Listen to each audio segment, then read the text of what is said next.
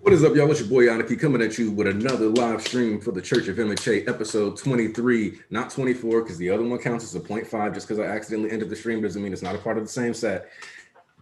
It's not going to happen today. This one might be a little faster. We're going to see. Enjoy the flag of Wales on my chest like Ascalad would love.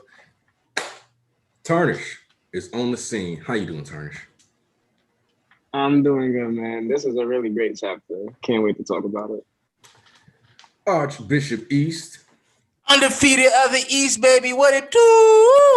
Oh, man. Japan put this at the top of the list, and I already know why. Yay, not slick. But, you know, we can keep it rolling. Hope y'all doing well today. Like, I already know that Bakugo has to be in this chapter because his name was trending. God damn it. It was like 20K trend. But I care about how it's executed. Plus, I've been saying Bakugo was going to show up this whole time, so it don't matter. I told niggas this won't come to a point where at some point you just not gonna be able to avoid what the fuck going on in this bitch. Listen, even if you know or you think you know, the way it happens is godly. So that's what I care about. Yeah, like it's you're really gonna love the way it happens. I'm telling you. Like when Dynamite was trending, I was like, okay, bet. I don't know why everybody decided they had to go brazy with that on the leaks day, but like, cool. Man, I know we got Siobhan here, Adam D. Blurred. Yo. Nadir, yo, welcome to the congregation, Nadir. You just reminded me that I need to update the Deku emoji on the channel. Because we got Deku with a gun now. I gotta fix that. Yeah. Blasting fools through the motherfucking window. Don't let that bitch crescendo. Get that extendo play. Whoa, all right. It's all right. Woo, it's all right. Anyway, all right, let's see how many people we got up in here. We got 34. We still racking it up. All right. So peep this. Let's talk social media algorithms while we wait for more people to pull in.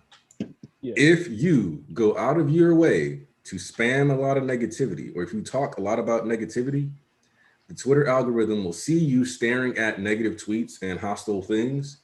And then for the next week, as long as you keep interacting with it, you will keep being forced to see it.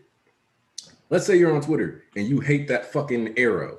This is greater than this thing. You hate that shit. Just by looking at those posts, if you scroll through the comments and you check the QRTs, don't like, don't comment, don't retweet, none of that, don't matter. Twitter has logged the fact that that topic made you look at and scroll through your screen. So if you don't want your TL to be full of slander, you cannot tweet a bunch of slander. You cannot like go out of your way to retweet it. You can't give it any likes. You can't be basically, you got to scroll past it as soon as possible and give it as little interaction as possible. Because when you click on your tweets and you see impressions, that's what influences what's going to pop up on people's shit. That's why you see niggas you don't even follow sometimes. Because like they like, hey, I bet you want to see this shit because that nigga's popular. And it's like, nah, bro. I'm good. That's why I still occasionally be seeing Heavenly on the TL. Yep, because if you've interacted with the Heavenly tweet, if you said anything about Heavenly, if you've roasted Heavenly, then as far as the Twitter algorithm is concerned, Heavenly is a topic worth sending your way. That's also why Ponzo's here. Let's go! Hey, Bishop Ponzi. Oh, man. Oh, I thought that you already were reading the chapter, so I read it. So. Oh, no, don't worry. But yeah, can't wait to hear it with the Aniki's voice, you know? All right. Oh, should I read Red Hood, the first chapter of Red Hood too, just to see if we like the new series? Let me know what y'all think. We'll do that like probably in the middle of the stream. All right, we got 55 people.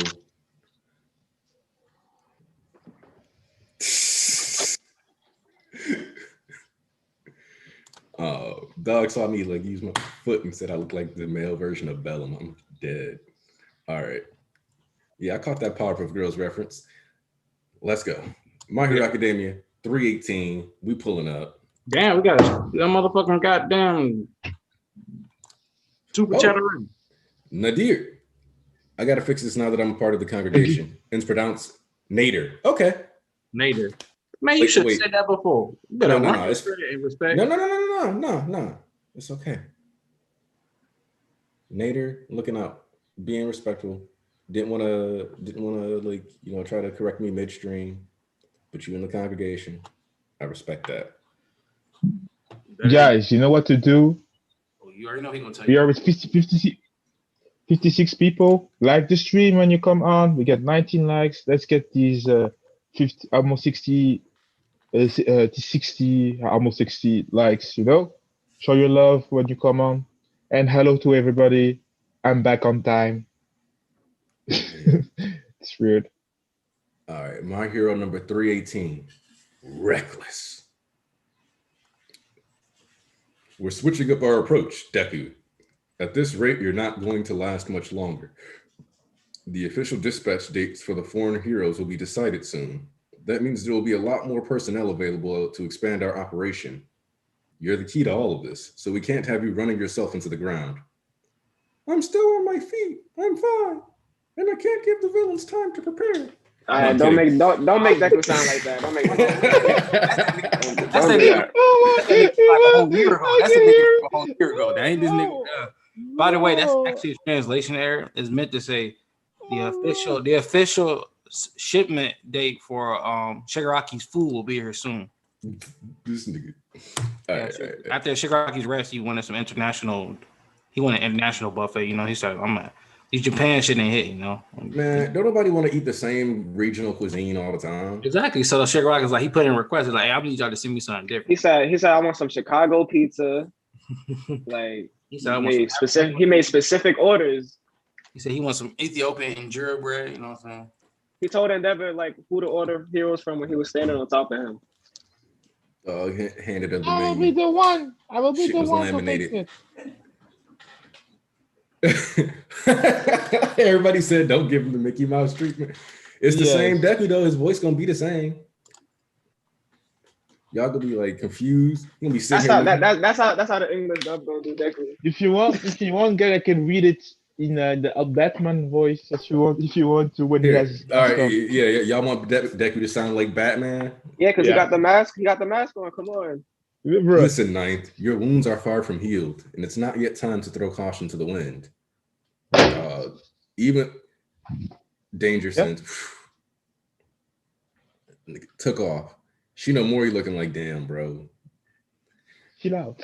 See, I like how my own feelings have placed a heavy burden on him. Nah, the kiddo sees every cause as a worthy one.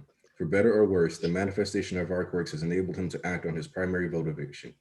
He now seeks to save everyone as a true superhero. He's choosing the right path. You think so, leader? Inaction is not an option, especially given the circumstances. That's how it is for those of us who bear one for all. That said, if there's anything that could bolster Izuku Midoriya now, it would be. Love the officials once again win, make everything much more clear. Look at that. All right, we got the rainy shot, people wilding, like 20 deep trying to pull up on Deku. Oh no, let's see. 1, 2, 3, 4, 5, 6, 7, 8, 7? 7 trying to like rob people, pull up. Deku Yeah. Look at one of their costumes. On the back right hand. Spinner looks like Spinner. Spinner got his own cult following now. You know what I'm saying? He became a legend. That's my goal. Nah. That means that Spinner probably ordered his same cosplay online because they all got the same shit on. That's true. But also notice that like the people who are like tired of this shit are heteromorphs, and we've been seeing them get discriminated against the whole series. So now they just out here packing people up. They're tired of it. Also, we just saw Stain last chapter, and now we got more cosplayers this chapter. Yep. Horikoshi flexing on how he knows how to draw hands, incorporate fabrics of different types, and nah, he flexing too hard. Chill. Facts, bro. Multiple quirks? Are you working for one? All for one? What? No. Great. Glad to hear it. We're fine. Really, we're just dandy. See, Deku in the process of becoming a hero and losing sight of that and becoming so worn down is now scaring people. It's also, funny how I like the fact that he's got those consistent tendrils now. That he's almost always like letting go. Of the Yo, stray yo, forever. I was talking to Giorno, and we had came to the conclusion that, I'm gonna just wait before I say that. All right. But he has those black little tentacles. I think for a reason. It's not in the chapter, but Yeah. I think We 100%. I'm pretty sure everybody's in agreement for that reason, but we'll just go continue. Everyone's got it rough. I have to put a stop to Shigaraki and the League. I can't let them hurt anyone else. Now it's your turn. I have to. Yes, finally. Horikoshi's just straight up like saying, like, yeah, like pay attention, dummies. his mind, Deku's mind is messed up. Because, imagine that in the anime, the voices overlapping, the Suki Wakimi da. Mm-hmm. Tyler, it never will. Okay. Never And will. like, man, because like people like, well, this is set up out of nowhere. It's like, no, they use the same words, bro. Come on. So that everyone can live their lives in peace and safety. Deku's fighting large villains in the middle of the woods. Thinking of moms. That little panel of Deku in the corner where the now it's your turn page. It looked like he eating something. Yeah, I knew that boy was hungry. I don't know why he did that to All Might last chapter. Depression. He had to regret. He had to take that shit back. Yeah, he's eating like a candy. He's eating a protein bar. Zazawa gimmick. He don't like eat. He can't. Aizawa just don't like eating. No, here's the thing. I mentioned that in my chapter review. He is taking after Aizawa to handle the problems that All Might is giving him. And like that page where Deku's thinking about everybody, Aizawa was with the important people. He's with his mom, Eri, Gran Torino. Like Aizawa was important to Deku. Yeah. Really. Yeah, for sure. And that is something that say it all the time, that Deku looks up to All Might, but his character is more like an Aizawa type character. You know what I mean? Yeah. So it is a contradiction, literally. He's more of an introvert. All Might is more of an extrovert, I will say, even. Well, All Might pretends to be an extrovert. Yeah. To the point, like, yeah, I think his whole thing is like a big act so that he can avoid like being close to people, but he actually does care. Like he cares about people, but he doesn't actually try to be that close to people. He's an introvert that thought he was extroverted. he can't even talk. Like last chapter, he was thinking about what he wanted to say to Deku. The words couldn't come out.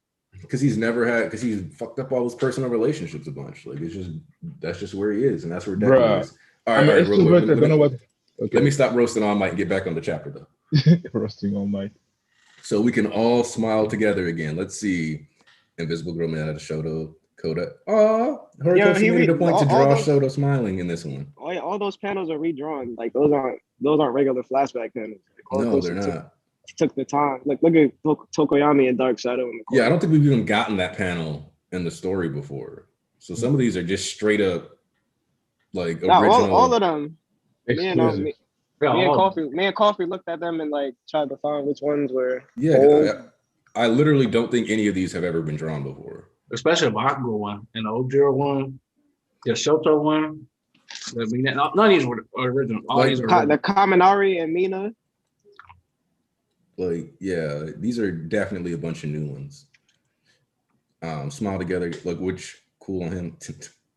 A reckless rampage born of anxiety and impatience. You take on the world alone to the point of exhaustion and run.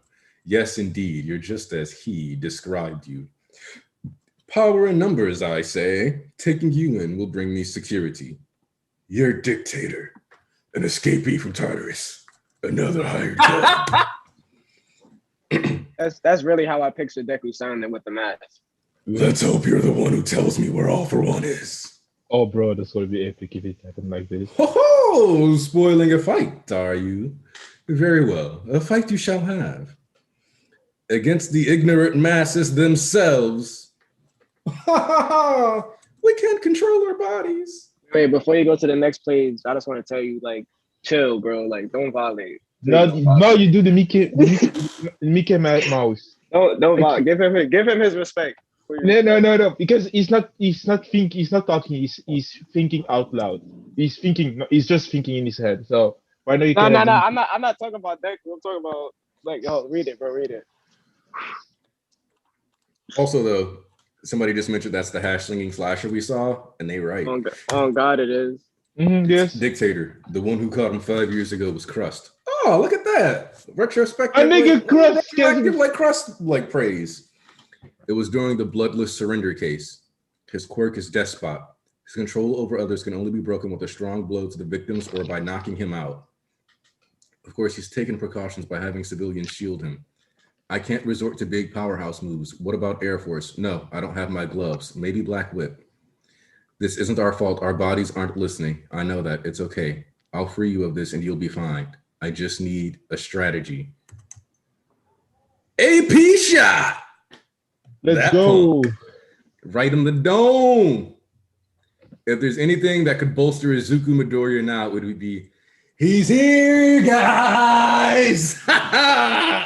My goat. Bakugo. I was reading that chapter in the staircase, like in my block, when I saw Bakugo, I screamed like people opened their door to see what hell was happening. Oh, bro, that's a good chapter again. This is good. This is a really good note to finish off on too. Yeah, we have a break next week too. By the way. Yeah.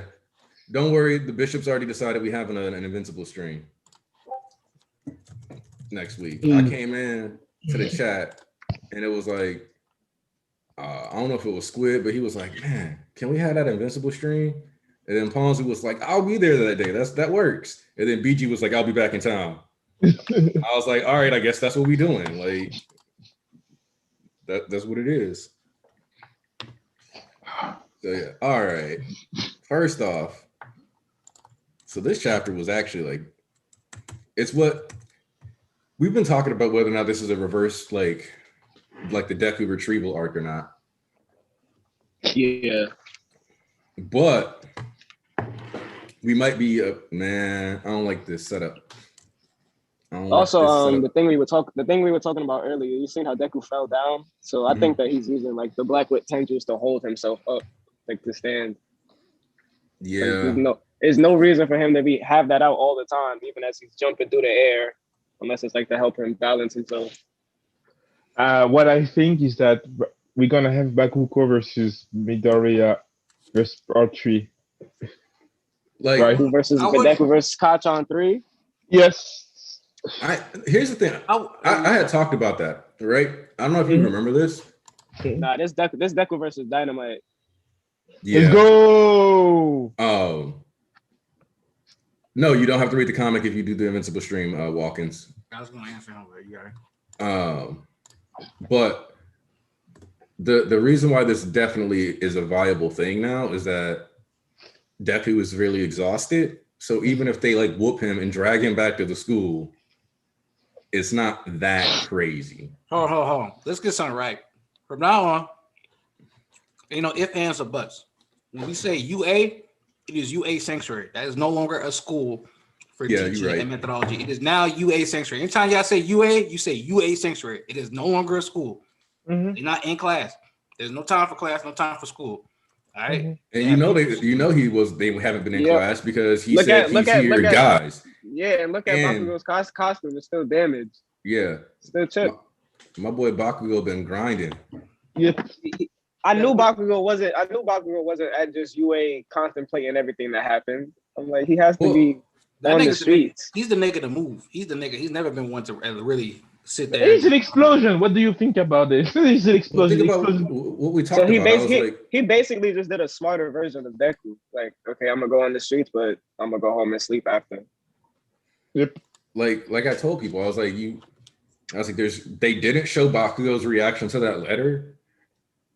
No way in hell that wasn't like Horikoshi being like, you already know he not gonna. He probably just read it, said that damn nerd, and then just went out the and since he said, I'm gonna find you eventually, and we're gonna talk when I find you. Yeah, okay. he said you guys. So he was probably like he did because Bakugo isn't that solo nigga like he used to be. He values. Yeah, he got the Baku squad with him at least. Yeah, so he was probably like if Ochako's not with him, it's Slam the City. Like, no, I want to dig yourself a grave like that, an early grave. Guys, I didn't say for me. Oh. guys, I have something for you. You know the guys that have like a theory about Bakugo being the single user one for all. Look at the Yeah. last page. Look at the last page. Oh, I noticed. Oh, Ricochet, Nah, Giddy.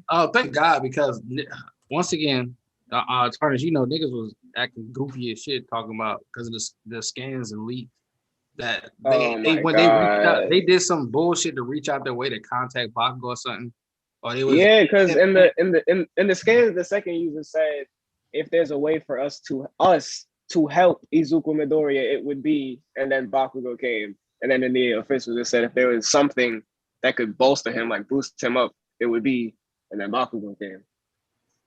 So in the scans, it made it seem like the vestiges had something to do with Bakugo coming, or like he knew, or just I don't know, something like that.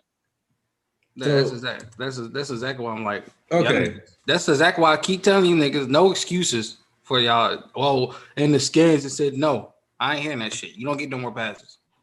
I'm not getting Hourglass. Hold up, real quick. Super chat. I think they were gathering together to find Deku after they read the letter. All right, so real quick, let's just run through what we talked about before, because I was like, the second Ochako said that idiot, we knew that somebody was going to have to go save him, because what woman in any piece of media has ever gotten a letter from the boy that we know she's into and been disappointed in what he said and went that idiot and didn't go to check him? You can't When name have them. you That's seen that? Crickets. I dare y'all say something like that. When a woman calls you an idiot because you sacrifice yourself in some way or whatever, is because she's about to stand tall next to you, or she gonna drag your ass until you sit down and get healthy so she can stand next to you. It remind me of that. It remind me of that fucking one TikTok is like, is this your man? And then they saw the video of the motherfucker in the background. That's my man. That's my man for the rest of my life. It's just look at Deku over there looking like a fucking demon and shit. Cause you know she ride down for that nigga for real. She gonna have tears in her eyes like, damn. As she slapped that nigga. And the thing I like about this too is that even though like I didn't like talk about it in the first, like as I was reading it, because I was focusing on the dialogue usually when I'm reading, the fact that they're fighting at ground zero, because the statue was erected, as far as if I remember right, at Camino. Yeah, that's in Ground Zero. So 100%. they at Camino right now. And when you think back, this is kind of nice because we get that callback too to the "It's Your Turn" from All Might. And if you remember what Deku said, I was the only one who got the message. I took that as it was my turn. I am the new symbol of peace. I got to level up. And we see that even throughout this chapter being emphasized that that's his mindset. But what Deku said everybody else would have taken away from that is that villains would still be getting fought. Heroes would keep rising up, blah, blah, blah. Here you have both of these things coming to a head. You have Deku coming in, trying to be All Might, trying to do that symbol of peace role, like staying stuck in that way. And then you have Bakugo coming in, accepting that, like, even if Deku's the chosen one, that doesn't stop him from having to be a hero, which is the other thing that's kind of like, that's the cool thing about like everybody in the class now, because like even if they know that Deku has the same quirk as All Might, what made All Might number one, that doesn't, like, for all of them, that's still just the dude they were in class with for a year. So they're not gonna like fall into the same trap that a lot of other heroes did, where they're like, oh, like, well, there's a super strong dude, way clearer than me, no big deal. Nah. That's Hawks. That's been Hawks and Endeavor this whole time. They've been talking about Deku like he's just an object.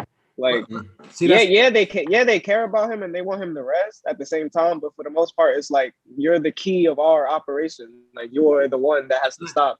That's the thing too. When I was thinking about it earlier, I was like, you know what? This is so real because everybody in this bitch, I guarantee you, is I forgot what I was watching, but it said when somebody tells you, I was watching a podcast or a talk show, and they was talking about like when your partner or your parents tell you something, you don't fucking listen. But when your friends tell you the same thing that your partner or your parents said, the same exact way, then you take heed of what they said.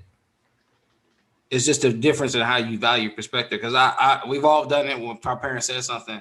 But he's like, man, whatever, you know what the fuck you talking about. But when you have somebody else closer to you that you like actually have established relationship with that you chose this, and it's not just them putting your parents putting their shit on top of you or whoever putting their shit on top of you, then you see like, oh, okay, I see what you mean by this and then the other. Because this is where it's going to come from him to fucking get his head on straight just a little bit more or better or what have you. Just start, yo, get your shit together, bro. You doing too much. You running yourself down bad. Also, unfortunately, the only way none of them got a water quirk, so I don't see how he getting a bath. It's wet. It's wet, man. Yeah, because he's not going back. They're not stopping him. Yeah, I mean, but they don't have to. I think this is gonna be the final test to see how down bad Deku really is. If he's willing to go past his friends to continue his mission, like, because that's literally what All Might did to Night Eye. I want him to get beaten, but I want him to beat everybody and to fail after it. You know what I mean? Like. So you want him to dog walk everybody? Not like that. He's dog walking everybody right now. He can't do that when he was healthy. He can do that. He can do that right now. But if he does, that is like. I think he could escape. I think he could escape.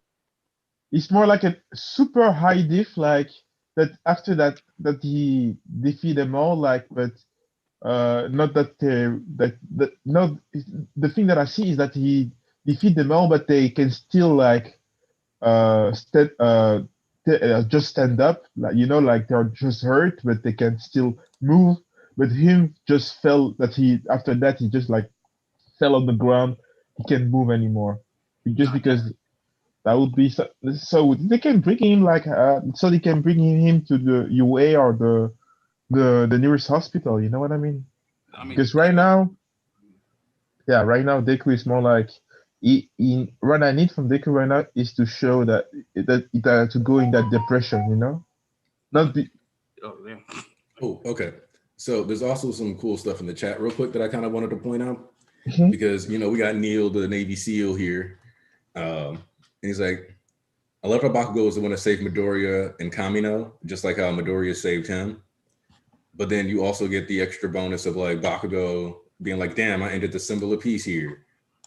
But now he's saving Deku, the one that like technically would be the symbol of peace. So good in chat. Proud of y'all. Yeah. You call that the symbol of peace? I call that the symbol of terror, bro. Well, and that's what's kind of funny too, is that like Deku is like his role is still functioning as a hero, but he's kind of becoming what everybody was saying that like Shigaraki was going to be, like that symbol of terror, where it's like, all right, cool. You say you don't work with All for One, but you're not explaining yourself. You don't look like a hero. We out. Yeah, that is. Yeah, like he was saying, I can't believe you done this. Like Deku, I was trying to tell Bonds, Deku not folding Deku healthy wasn't folding everybody in 1A all together on some Mario shit. He wasn't doing that all together healthy. He was like, if they all went together to fight Deku, he not folding all those niggas on like that. But he definitely not folding them niggas. Now that nigga was stumbling over, bro. Before he even got to fucking table. He was literally stumbling fucking over. And I think you know what? I understand what you mean. And you know what what panel I love is that panel when you see him like reaching for like, I just need a strategy, but it's more like it was more like a cry for help. You know what I mean? That panel page. Wait, what? Give me the number of the page, man. Okay, the page where you see that there are like all the people are just jumping on him, you know, and the last panel you see his hands, like he's trying to reach for a hand, you know, like he's like sinking. It's a good portrayal of his mental state. I love that. Siobhan Robinson, if Mirio can low diff 1A, then Deku can, bro. Bro, that 1A got bodied before the internships. That was like how many months ago? They didn't know what was going on. Exactly. That was too fast. He beat them as in 5 seconds, man. 5 seconds. And Soto and Bakugo weren't there. And Bakugo didn't have his Stardust Breaker explosions back then. Like they were that is no comparison. That was like before the internships even started, before they even seen real combat. 5-6 Was it, yo, bro? Wasn't is- that right after the license exam? Like that Yeah. was that was a like right after that. that was a long time ago. That was hold on here. Watch this. Canonically, that was 8 months ago. Bro, come on now. And they train every day, and they been in the field. Nigga, they've been in war. Like Terrence Bernard, it would be dope to beat Escape they 1A fought only to Mafia. have Stain roll up on him exhausted. Ooh. So I don't think Stain would kill Deku though. I think Stain is with All Might. I think Stain would, like, if Stain pulled up on Deku, like, I think he would take some of his blood to immobilize him, but I don't think he would actually like try to kill him. If anything, he would try to immobilize him so that they could wrap him up and pack him up and get him shipped back. Because like, Or you just take him to his hideout. yeah, one of the two. Because like, we already know that Stain didn't really like try his hardest when he was fighting them. Yep. So we can't just assume, like, especially because like when you look at his stats, he's supposed to be like super, like way faster than what we saw him for. He was holding back. Deku said in the hospital that Stain could have killed them if he wanted to. Like, especially Deku in particular, and like he could have killed Deku hella time. Nah, Ida, he was like, he didn't kill Deku because he was looking for blood with Ida. He tried to kill him hella times. He was trying to murder. I'm just saying, like, if he wasn't trying to avoid killing Deku and them, he would have killed. Because like when dude landed those knife shots on his arms, he could have just like shot him in the throat. And called it a day. Yeah, I can't. Ida had a blade in his face right before Deku came. Ida was just about to die. I can't believe you done this exact thing. I think we need to stop thinking everything. And since the rematches, I was trying to tell niggas before Overhaul got body, he was not the same nigga. And when he came back, he wasn't gonna be no almighty rematch. Like that nigga was, as soon as that thing came back talking about daddy, the first thing he came out and saying dad, like, nah, no arms, like, nah, this nigga defeated, bro. He ain't worried about shit else but that. Then you see that nigga, all he cared about was the boss, Pops. I told nigga, like, not every rematch is gonna be hands.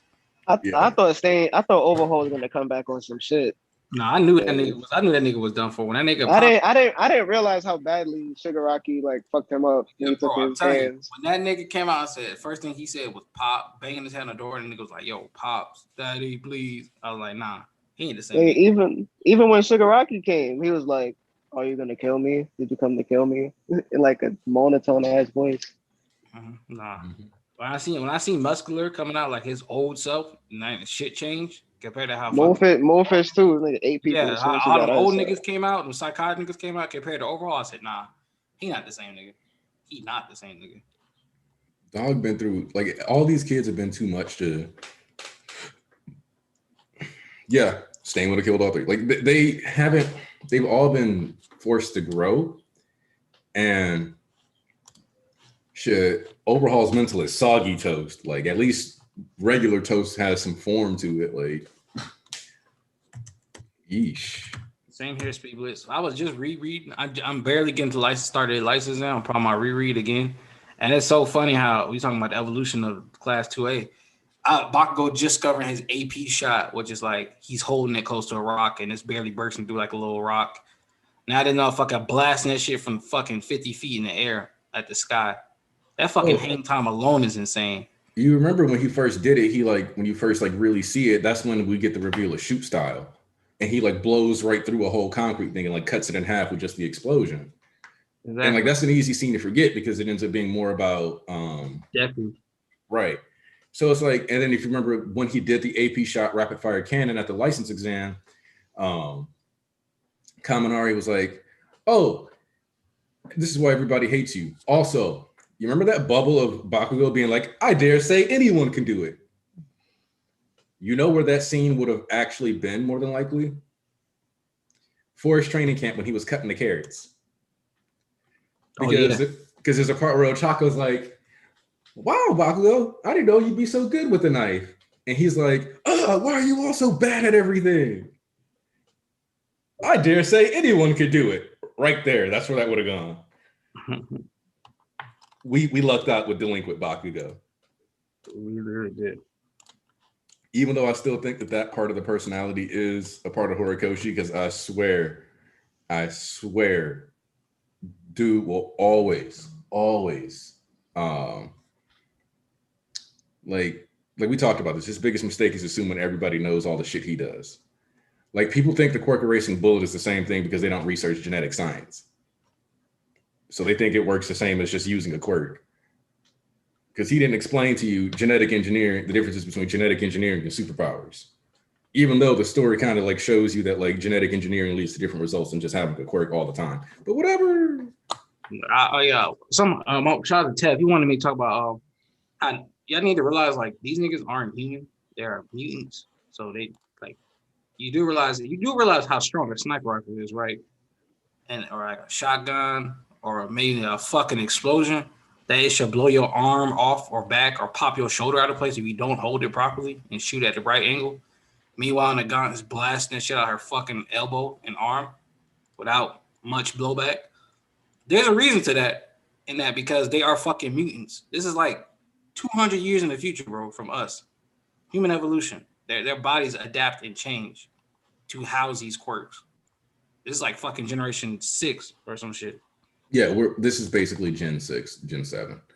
Like, Deku being the 9th user doesn't reflect how many generations quirks have been around, because the only person who actually had it for a substantial amount of time is All Might and Shinomori, I guess. But like everybody else, it's like, yeah, I got a bachelor's degree in One for All, and then I died. And some of them didn't even get a bachelor's. So, let me go ahead and read Squid's review before we get too off topic. Oh yeah, get Squid's review in here. Yeah, Squid's not here today. Y'all wish Squid girlfriend a happy birthday. It's his girlfriend's birthday. All right. Squid's reviews, details he wanted people to talk. Oh shit, we got a super chat. All right, Nadir. Oh, you know what? In my opinion, let me read this first, because when we get into this, there's a whole other. Oh, okay. Big thing. It's one. We'll get to you. Don't worry, we'll get to you, Nadir, because that's a whole topic we need to have with everybody. Yeah. All right. Let me hit it up real quick though. Let me just read it out because they still sent it. In my opinion, it is too early for this part of the story to wrap up. Hori went out of his way to make it a big deal that Midoriya left. I don't think this part of the story should wrap up in 10 chapters. Yeah. We'll come back to that because that's a whole conversation. Squid stuff I just run through is just details he wanted to talk about. Yeah. He talked about Deku has been so exhausted. His main method of fighting villains is releasing smoke. Ooh. Bakugo is drawn beautifully and softly, very contemplative. We got a snippet of a fucking beautiful off-screen fight with a shark villain who controls water. The second is pragmatic to a fault, which are meant to a fault. And he said 8 out of 10 chapter.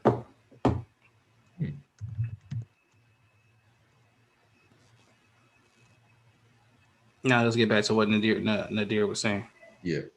So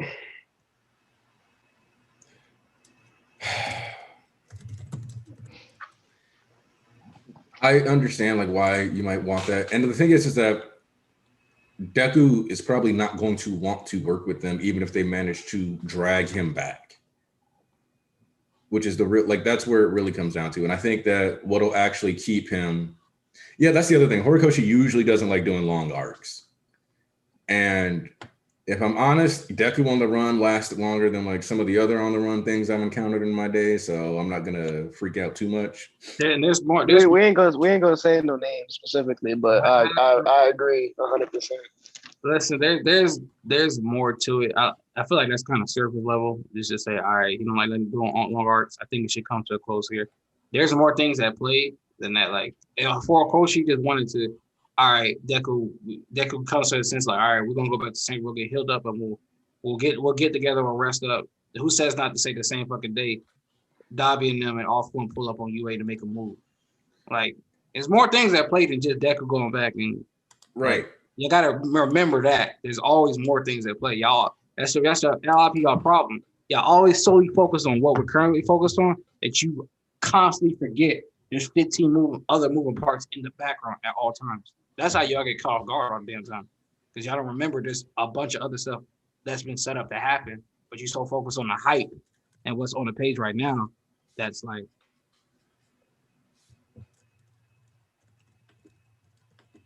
Come on now. Open your eyes a little bit. Sorry, that's out of habit. There's actually a number for it. Like if you once you hit around 27 times, almost any pronunciation or like way you do something will become a habit. So you just have to do something the exact same way, like 20 plus times, and it will become a habit. Repeat your name. Faster for more addictive personalities. Science, bitch. See, don't y'all just love learning a bunch of random shit? But so the problem with Deku on the Run being this super long arc, like as a concept, is that Horikoshi likes to keep his characters very in character, and he likes to respect some of the like stats and feats he's given them. So in this case, why is Bakugo the one that finds Deku? He knows him the best. Because he's known him since they were kids, so he's known him a long time. He's one of the most investigative. He's one of the least patient when it comes to like the idea of just sitting there like on his ass and letting Deku do some stuff. So if Deku leaves the school in April, like early April, the last week of March type beat, it wouldn't make sense for Bakugo, especially since Deku's being active too.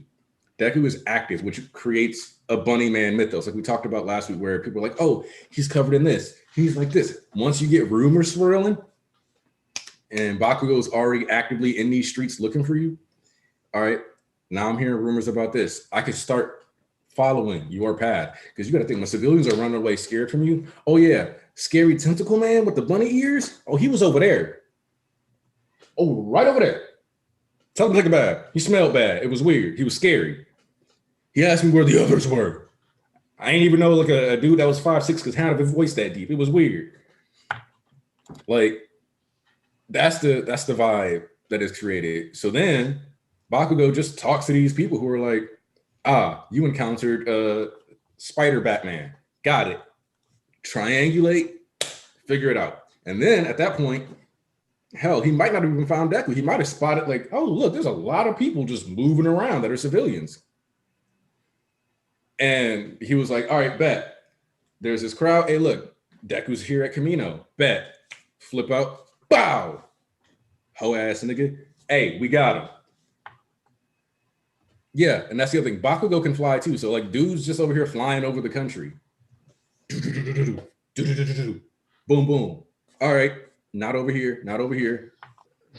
I want like a flashback of Bakugo saving people. Oh yeah, that would be nice. For Also, sure.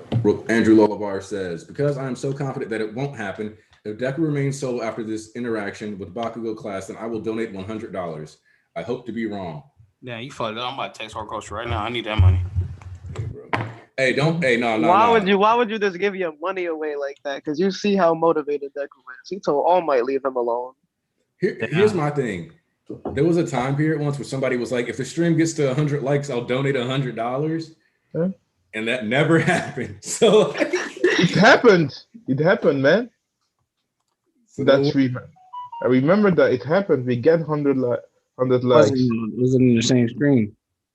Yeah. They had donated 100 in the previous stream. So I was like, I don't really care. I just thought it was funny that they said it and then forgot to do it. But I think they just wanted to bait y'all into liking because that's what you're supposed to do for the YouTube algorithm, please, guys. You're right. So you telling me to go ahead and make a fake thing. Guys, literally we are with 124 people and we have 62 likes. No, 63. Guys, we are is the half the people here don't like how I can look at me. I'm just tired and I even can't talk. All right, he distraught y'all nonsense. Like the name on screen, man. Ali, please. I think bro. that Deku, Siobhan Robinson coming through. I think that Deku can go back to UA, but the trade-off is that his personality is drastically changed. So yeah, they retrieve Deku, but he is changed. That's the other thing is that like even if he's around them, that doesn't mean he's gonna act the way they used to. Like it's not gonna be all this sweet, oh yeah, buddy. Like he's gonna be like, we should be out there saving people. I want some of his dynamics to change now that everybody knows that he's All Might's successor. Like I want them to feel like I don't know, like they're off about him.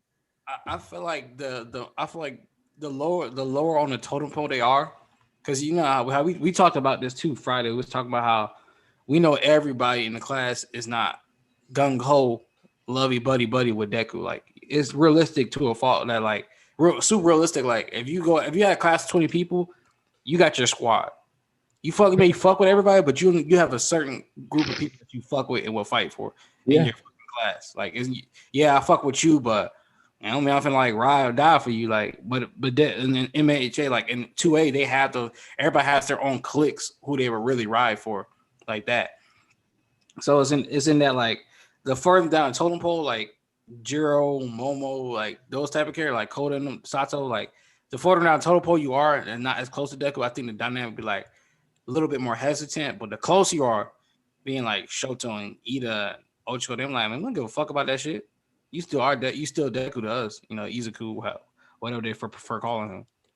But the others might have like a little bit like hesitation or like difference, like, yo, you were All Might's basically kid this entire time, essentially. Shoto got to say something to him because he knew he called it and Deku said no. Yeah, so that I don't know if Deku will be like, or Shoto will be like mad at him for lying to him, because at the end of the day, like the context is reasonable to not. He's lied to Shoto twice. He lied to him about the quirk thing too. Because Shoto asked him if he had multiple quirks. He was like, no, it's just, Deku squad will primarily be. That's Ochako, Ida. Shoto would probably just say, oh, you probably, it was a heavy burden, wasn't it? Like, he'll understand. Yeah. One for all is a quirk that has different types of showing. You know what I mean? It processes itself in 8 different quirks, I will say. You know what I mean? Or 7. No, Bakugo not part of Deku squad. Bakugo no. That's what that's when people. Oh, also one is his quirk is about stealing quirks and using them. You know what I mean? So it's normal that he has multiple quirks. One for all is one quirk that like one for all. This really one quirk who has different types of showing its powers. You know, so it's even we can call it multiple quirks, but it's not really like he can add more quirks to it. You know what I mean? Mm-hmm. That's how I'm thinking. It's more like one quirk that show different kind of abilities. Also, one is more like it's still people's identity, his quirks, but also one for all is not about taking people's identity. You know? Yeah. So yeah. Real quick. We got it from Nader.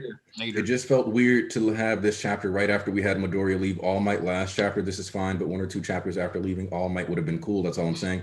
I do think it would have been. I kind of wish that this is gonna sound weird, but I love Bakugo. I have a painting of Bakugo. I will say it probably would have been nice if if we would have ended the chapter, let's say, on the AP shot coming down and like the impact with the explosion lines and like he's here, but not actually seeing Bakugo's face. I think that would have been like something that would have had them going crazy, because I feel like people would have tried to argue it wasn't Bakugo, even though it realistically would have been. But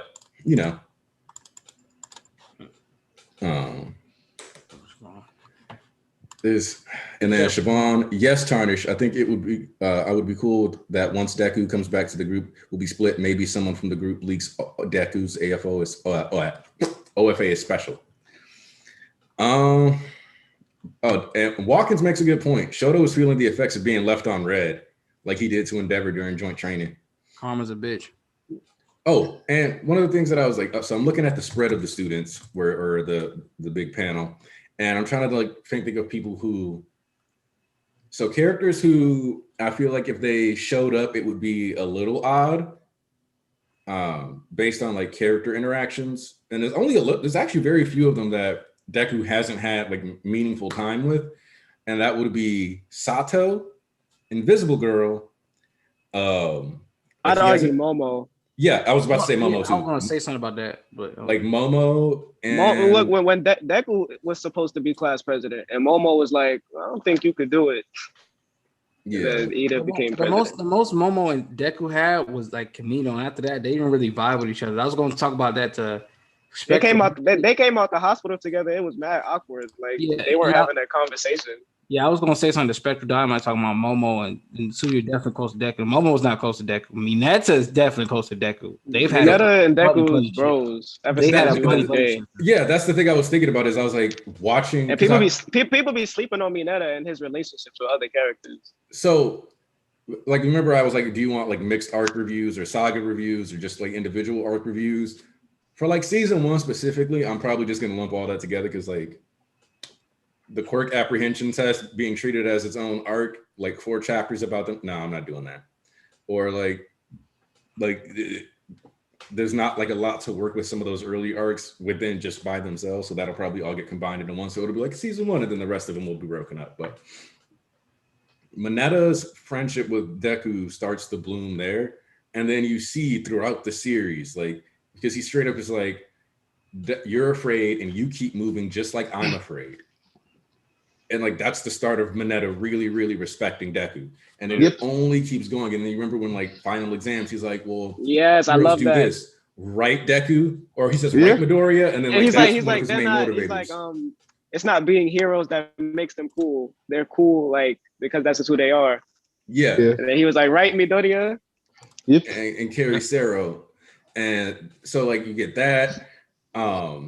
You get the fact that like that the extra anime scene that like he actually saved Mineta when he like fell off the thing and like the monster was gonna whoop him. You have Mineta like when he's encouraging Deku during like joint training and like commenting on like his growth of confidence. You have like a lot of like decently wholesome Mineta Deku interactions where like even with Mineta being scared, I think it would actually be kind of cool if he showed up here.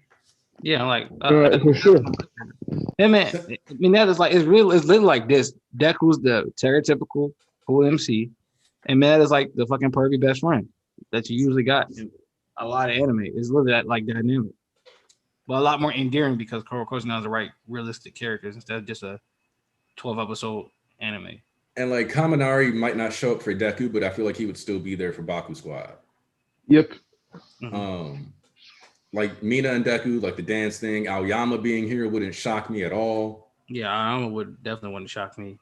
I guess Ojiro and Deku aren't that close. They got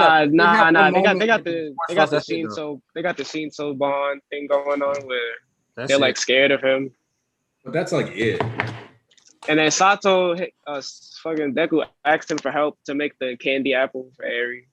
Yeah, I guess you can use that. But like, I mean, that's just borrowing some food coloring. But that's the thing. Like, there's like I said, you can fuck with everybody in class. Like, let's say we got a full class, right?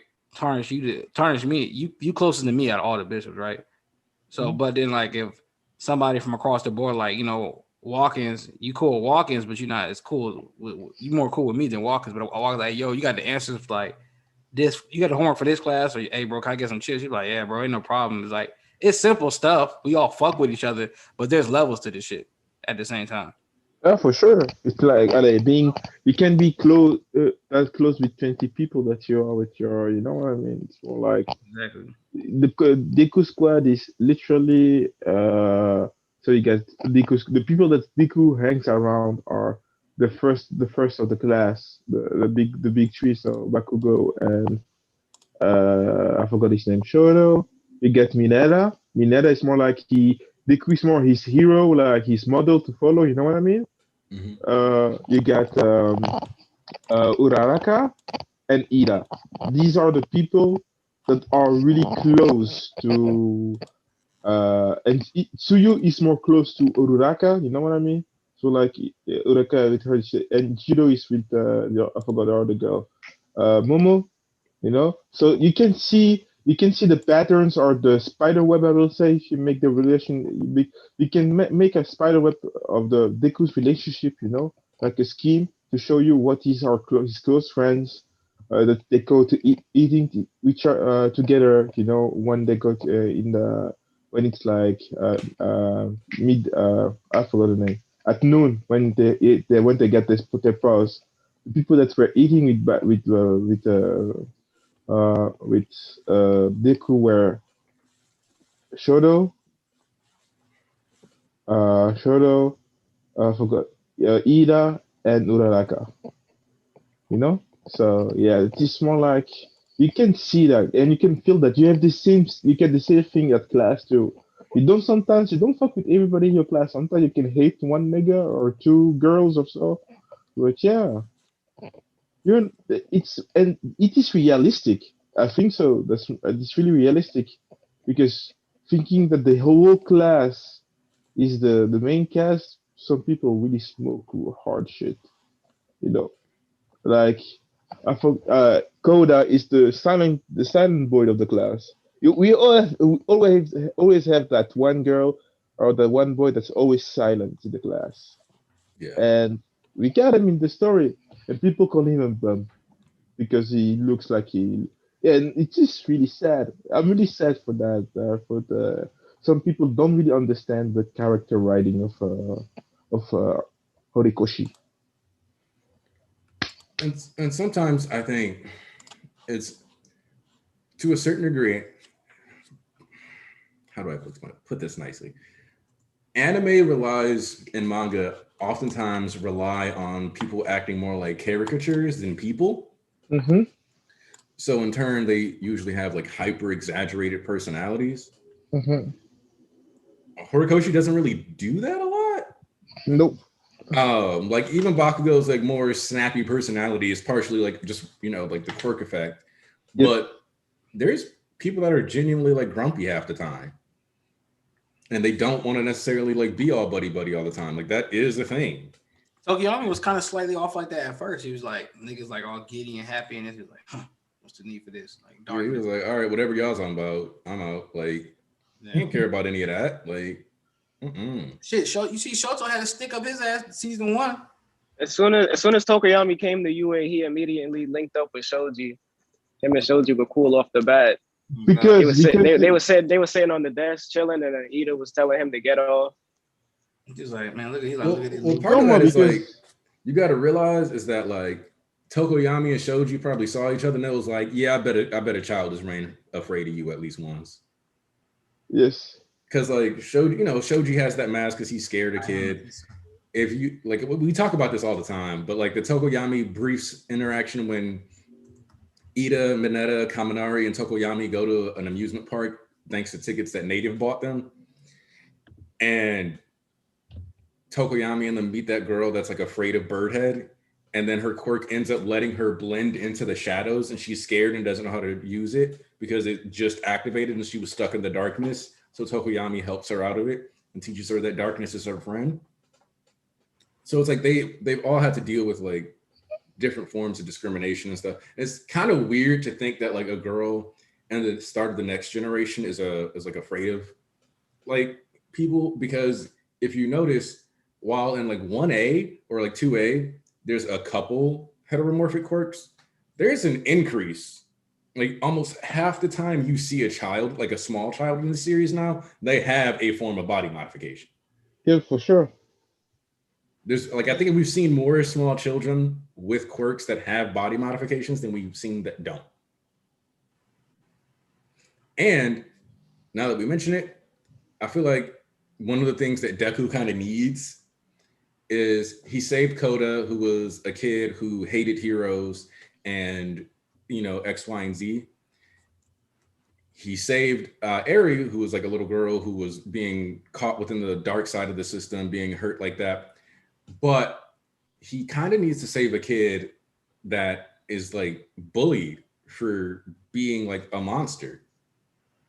Because like that side of hero society has to be addressed. And the fact that like that hasn't been utilized yet is more than likely intentional, because when they said, she shouldn't have been looking like that if she's not a villain, I like Deku didn't give enough pause on that for my taste. Yeah, I would have been like, he kind of try to like be more. That's like his empathy to a fault is more like he played that. He played neutral. Yeah, he's like he tried to be like, well, everybody's going through something. And I'm like, well, what in God? Oh, it sounds about to curse, but I'm toning down. But yeah, I don't know, because they tried to attack her before he came. Let me turn on my white voice real quick.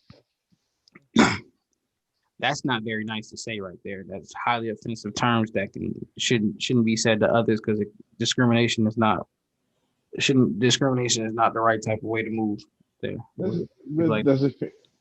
because if I say That's what a I really wanted to say, we might get demonetized.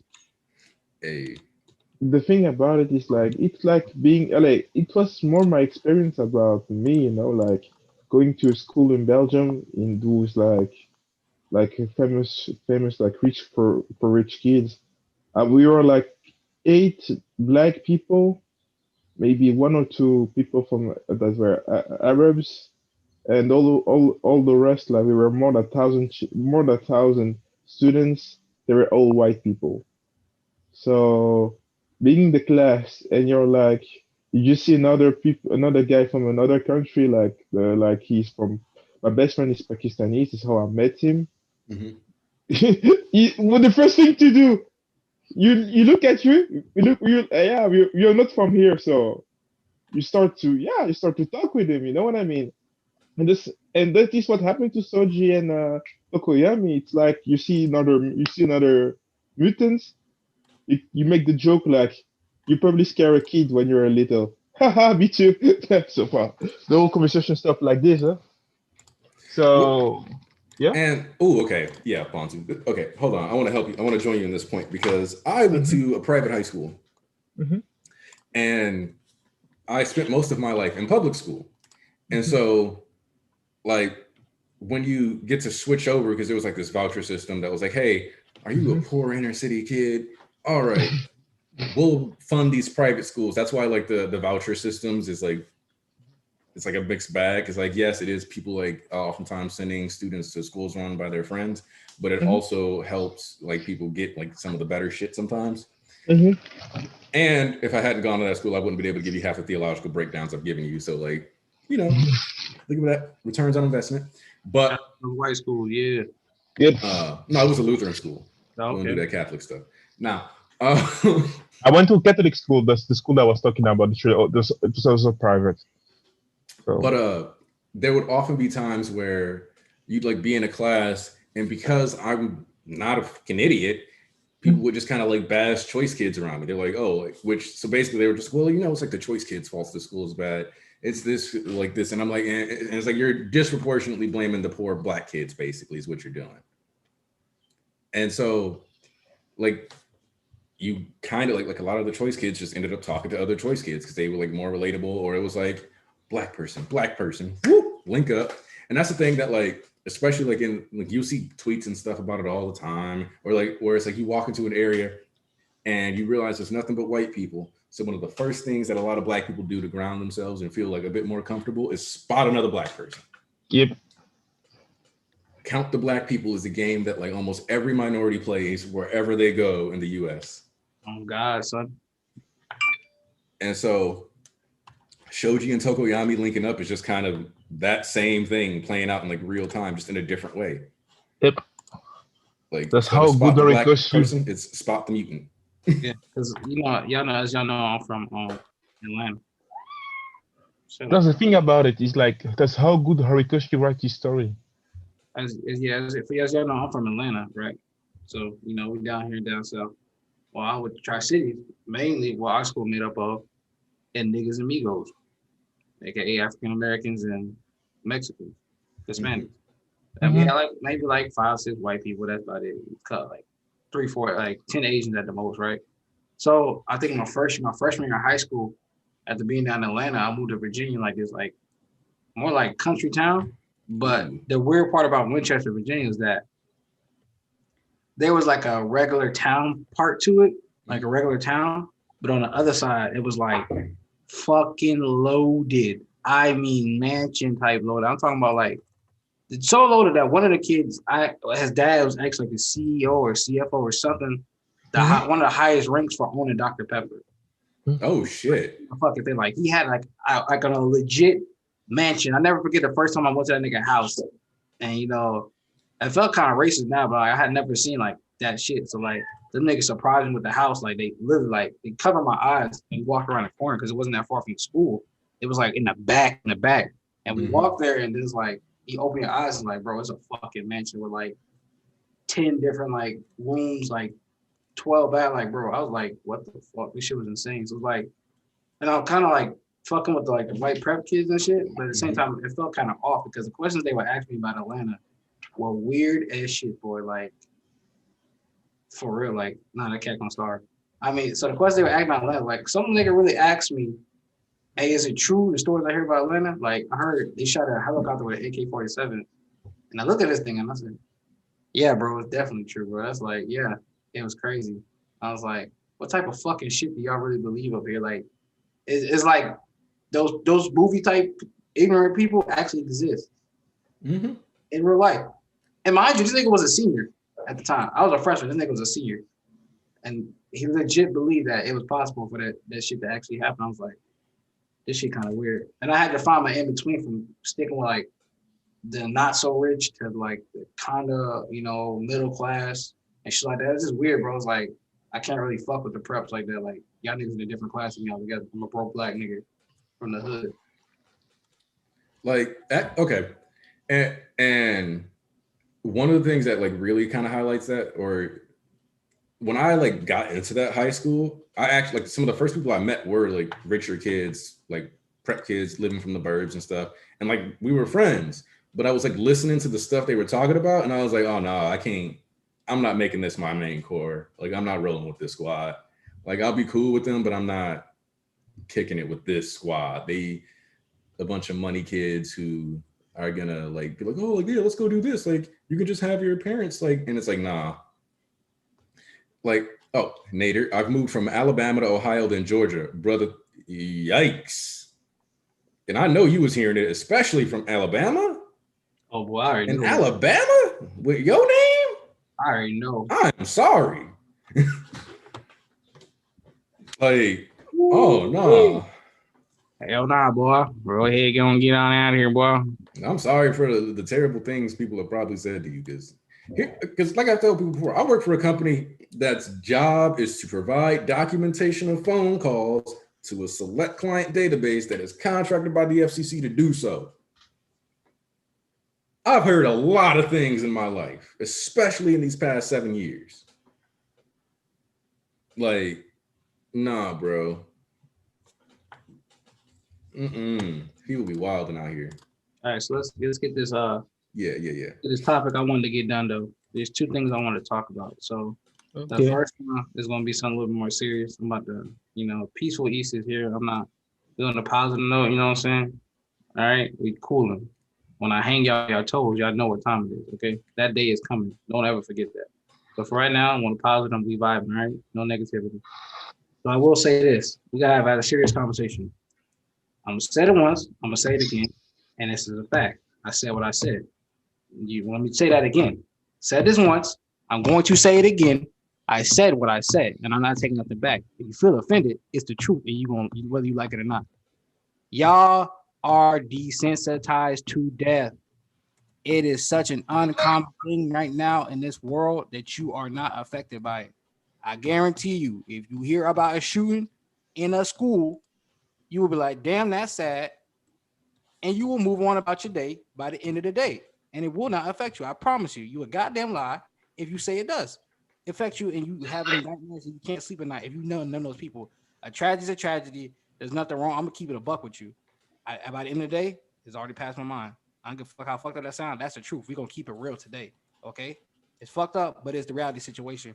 We are desensitized to death from all types of forms of media. But y'all niggas, when Anarchy opened my eyes about something, there's more realism and there's more benefit and or more realism, like or shock and harm, to where cripplings and maimings affect you more than like actual deaths because you have to sit with the consequences. That shit actually blew me back. I like, you know what? That's right, because death you can always mourn and move on. But if I fucking get my arm blown off, that like you have to constantly remember that fact. Like your life will be built around think about having this. your arm blown off. Really think about this. How many of y'all really still think about and mourning everything that happened in 9/11? Do y'all remember all the people's names? Everybody that was affected. If you had no family members involved in that incident, how many of y'all actually like? Well, it was a tragic event, but you're not gonna let it down you like this many years later. You're not gonna let it affect you your whole day unless you actually lost somebody personally affected in that cause. But if you knew somebody and like, then you actually seen them, like, let's say you take care of a daycare center and you constantly have to work with somebody that was involved in that event, and you see their legs blown off, and I was like, well, I was in the event, and that's a constant reminder that like, yo, this shit is really fucked up. But I guarantee you, tell me last school shooting y'all remember from that's not Columbine. Please tell me. Name 5 of the victims. When was the date? What Like time of the year? you What said month? that what you said what that wasn't Columbine, and I was That like, wasn't well, Sandy Columbine. Hook, and then I was like, well, shit, that was like 2012. It's like that's the most recent one you remember, but I bet you was one just 2 years ago, right? Not even. Yeah, not like last year. It's like there was a fucking explosion of the motherfuckers going off. I was like, just Like, rapid fire. Like, hold up. Let's talk about that real quick. Because like, if you remember when the pandemic started, one of the TikToks that went viral was a kid sitting in his web classes, and he was just kind of rocking out, but the song that was playing in the background was Bulletproof. Because it's like, next time, baby, I'll be bulletproof. And he was like just smiling, like, yeah, like, look at me. Like, chilling. Like, think about that, though. Oh, yeah, Virginia Tech. That one happened while I was in middle school. like you Like, gotta see. Look, like, see how many scarcely y'all actually remember. But just like a year ago, 2 years ago, there was an explosion of like there was like a whole like fucking rapid fire. Like I would swear to God, every other fucking month there was a fucking school shooting. Every other damn near month, I was hearing about this shit. But I can't recall any of them, where they were at, where they were located, how many victims it was. We move on so fast from this death thing because it's so accessible that we're so desensitized to this, and now more than ever, in media is glorified. hold up. Alves Correa Rafael. That was the post shooting at the gay club. Boom. Well, I remember that one. Yes. Yep. I remember that one. They killed a singer, like they killed also a singer like that was really popular on YouTube, like back in I don't know, it was like in 2019 or 2018. And you remember there was the Ariana Grande concert shooting? Yes. Mm-hmm. Like, and the thing about this though, that I'm going to like use a personal example that's not even one of these mass shootings. When I was like 15, 16 years old, I was laying down in bed and I happened to wake up at like 2 a.m. just on some insomniac shit. And I was living in the hood, of course. And we were on the corner, so we were by like the alley or whatever. And there was a dude who got shot based on like how like he realistically was like right next to me. In fact, that morning we found out that he was like shot on the same block, like literally like basically by the alley next to my house, like my backyard. Boom, he was basically shot right next to my backyard. I was laying down in bed, like trying to go back to sleep. Boom, boom, boom, boom, boom. 6 rounds fired off. 30 seconds later, like this man reloaded a revolver. Boom, boom, boom, boom, boom. Another 5. And all I thought was, damn, this is loud as hell. I'm trying to go to sleep. I have school in the morning. Because by the time I was 15 or 16, I was so used to people being shot that I was just like, damn, can y'all get shot like somewhere else? I'm trying to sleep. Oh man, I'm just seeing right elsewhere. now. Man, that's what I'm saying. I'm just reading that is me every single day of my life. Bro, like, yo, bro, literally, why I'm busy right now? Why here? Like trying to get on my day. I remember I like went in my pantry. That's why you're from New York. That's true. That like they must have fired a low caliber round because like I looked at my pantry and I was like, oh, a bullet hit our house the other night. Grab whatever I needed. Like think about that though. Like if I know and I'm now fully aware that I was like so because like I've seen people actually like, oh my god. That shooting like somewhere else in the country and like they're like I'm crying and I'm like niggas die every day, B. It just and like even think about that for a second. Mm-hmm. Like especially like niggas die every day, B is a routine expression. Like that's a colloquialism. Niggas die every day. It literally, bro. It's as simple as it just be what it be. Like that's what man. That's my thing about in this series is like when I see certain niggas, they want to gas up when shit has a bunch of death and gore, even if it's just fodder characters and it's just a prominent character. watching those father characters and killing them in brutalized ways. I'm like, huh. Oh, yeah, the Parkland shooting. Like the Parkland shooting even made like celebrities out of like some of the kids. So you see how we couldn't collectively as a group remember everyone, the time and the date and the place, the name of them. You see how many Anarchy and everybody's like, oh, this one. Oh yeah, that one right. Oh, this one here. You see how many is so used to this shit that it doesn't affect us anymore unless you have a personal stake and investment in this shit. Wait, we had 69 shooters this year? The thing was last year. Has been last year. I mean, shit. Hold on. Actually, there's a mass shooting site. I just remembered. Mass shooting tracker. Yeah, I was just seeing right now. You get shootings in the same states in the same week, the day after, like November 13, 2019, November 14, 2009 in California. A man was carrying a sword, was fatally shot by a deputy. Okay, think about this for a second. I just pulled up the mass shooting list for the US. Mm-hmm. And first off, you can even get the addresses of where they all are located. So I'm gonna link this in the chat real quick, just so y'all can see how wild this is. So boom, there's the gun violence site. I'm looking at 2020 right now, so y'all can look through it with me if you want to. Actually, in fact, you know what? Let me activate the screen share mode real quick. We gonna let me see. No, that's not it. Let me see. Didn't get the 100 people. Like, oh, I'm so sad. What That's people? Fine. That's fine. I know, but what? How did we came up on this? Oh yeah. Look. The point is that like even during Corona, we had hundreds of mass shootings in 2020. Like think about that. We were on lockdown. And you can go 5 pages into this list of mass shootings, and that will only take you back to October. So you don't want to wear your mask, huh? You don't want to follow quarantine. You go 9 pages back, and you hit August. 13 pages takes you to July. 17 pages, you're in June. 21 pages, you finally get to April of 2020. So there are 25 pages worth of mass shootings.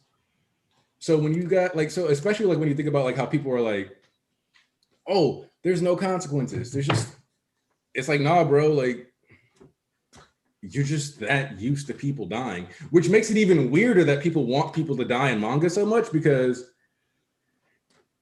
like, it clearly don't matter. Like this stuff is so background now. Like, bro, do you see what the fuck the state of Japan is in My Hero right now? Like, are you fucking kidding me, bro? Like, hello? And you're right, Trippy, there are still lynchings and they get passed off as suicide attempts. Which shit, even that like exists in My Hero. Yeah, I think actually shit. I think like last year, like 2-3 years ago, we had some nigga that got hung in fucking Piedmont Park in Atlanta. So it's like a big park. A couple, like we had somebody murdered and put inside of a wrestling mat and they tried to call it a suicide. But what the fuck? Yeah, like so. See, Spectral, you live. Oh boy, Boston, boy, that's the top 5 cities I'd never live in my goddamn life. Yeah, and so I've never lived my goddamn life. And there is a genuine disconnect at this point. So especially for like, well, that's just it. It's like you can't say that death in stories is a consequence when you barely pay attention to death in real life. That's why this is the reason I brought this up is that Horikoshi actually literally respects death and it's not just don't just be a big old shock factor in that sense. Because I go like, if people like, I guarantee you that's not all the heroes that died that day because I can only name about 3-4 heroes on that page. If Horikoshi took the time out to draw 200 random designs, I promise you wouldn't have gave a fuck. I promise you wouldn't have gave a single damn. I bet you I don't remember half of those niggas' designs that died on that damn. It was like so many people lost their lives. So if all them heroes lost their lives, and even more than that, and that little 10, 20 on the page, if he draw 200 random designs and wasted his fucking wrist, y'all wouldn't have gave a fuck. For the moment, I'm just waiting to reveal the 3 lost some heroes that we know, like Everybody we know, they went on that page. They already gone. They're alive. They wasn't on that page. They alive. You never know. You never know. You can shoot people, or because you can always take us through a left hook. Bah! Fat Gum died. You don't feel like he's happy. That would have hurt me bad, bro. I don't know how help Gangorka alive, but I guess he's gonna be. I guess he's just gonna get waxed later on. So, well, my thing is like there's a reason why a lot of these characters haven't been seen yet, though. And yeah, see, like, and I see Dixer is pulling up more stats. Like, and I don't like the point isn't necessarily like think of, but it is to kind of like take a step back and ask yourself how people can read a manga, see Gigantomachia directly impact and like toss buildings on people. We constantly see people covered in like rubble and all kinds of stuff. Like one of the heroes straight up quit because he was like, "There's just a lot of dead niggas here. I can't do it."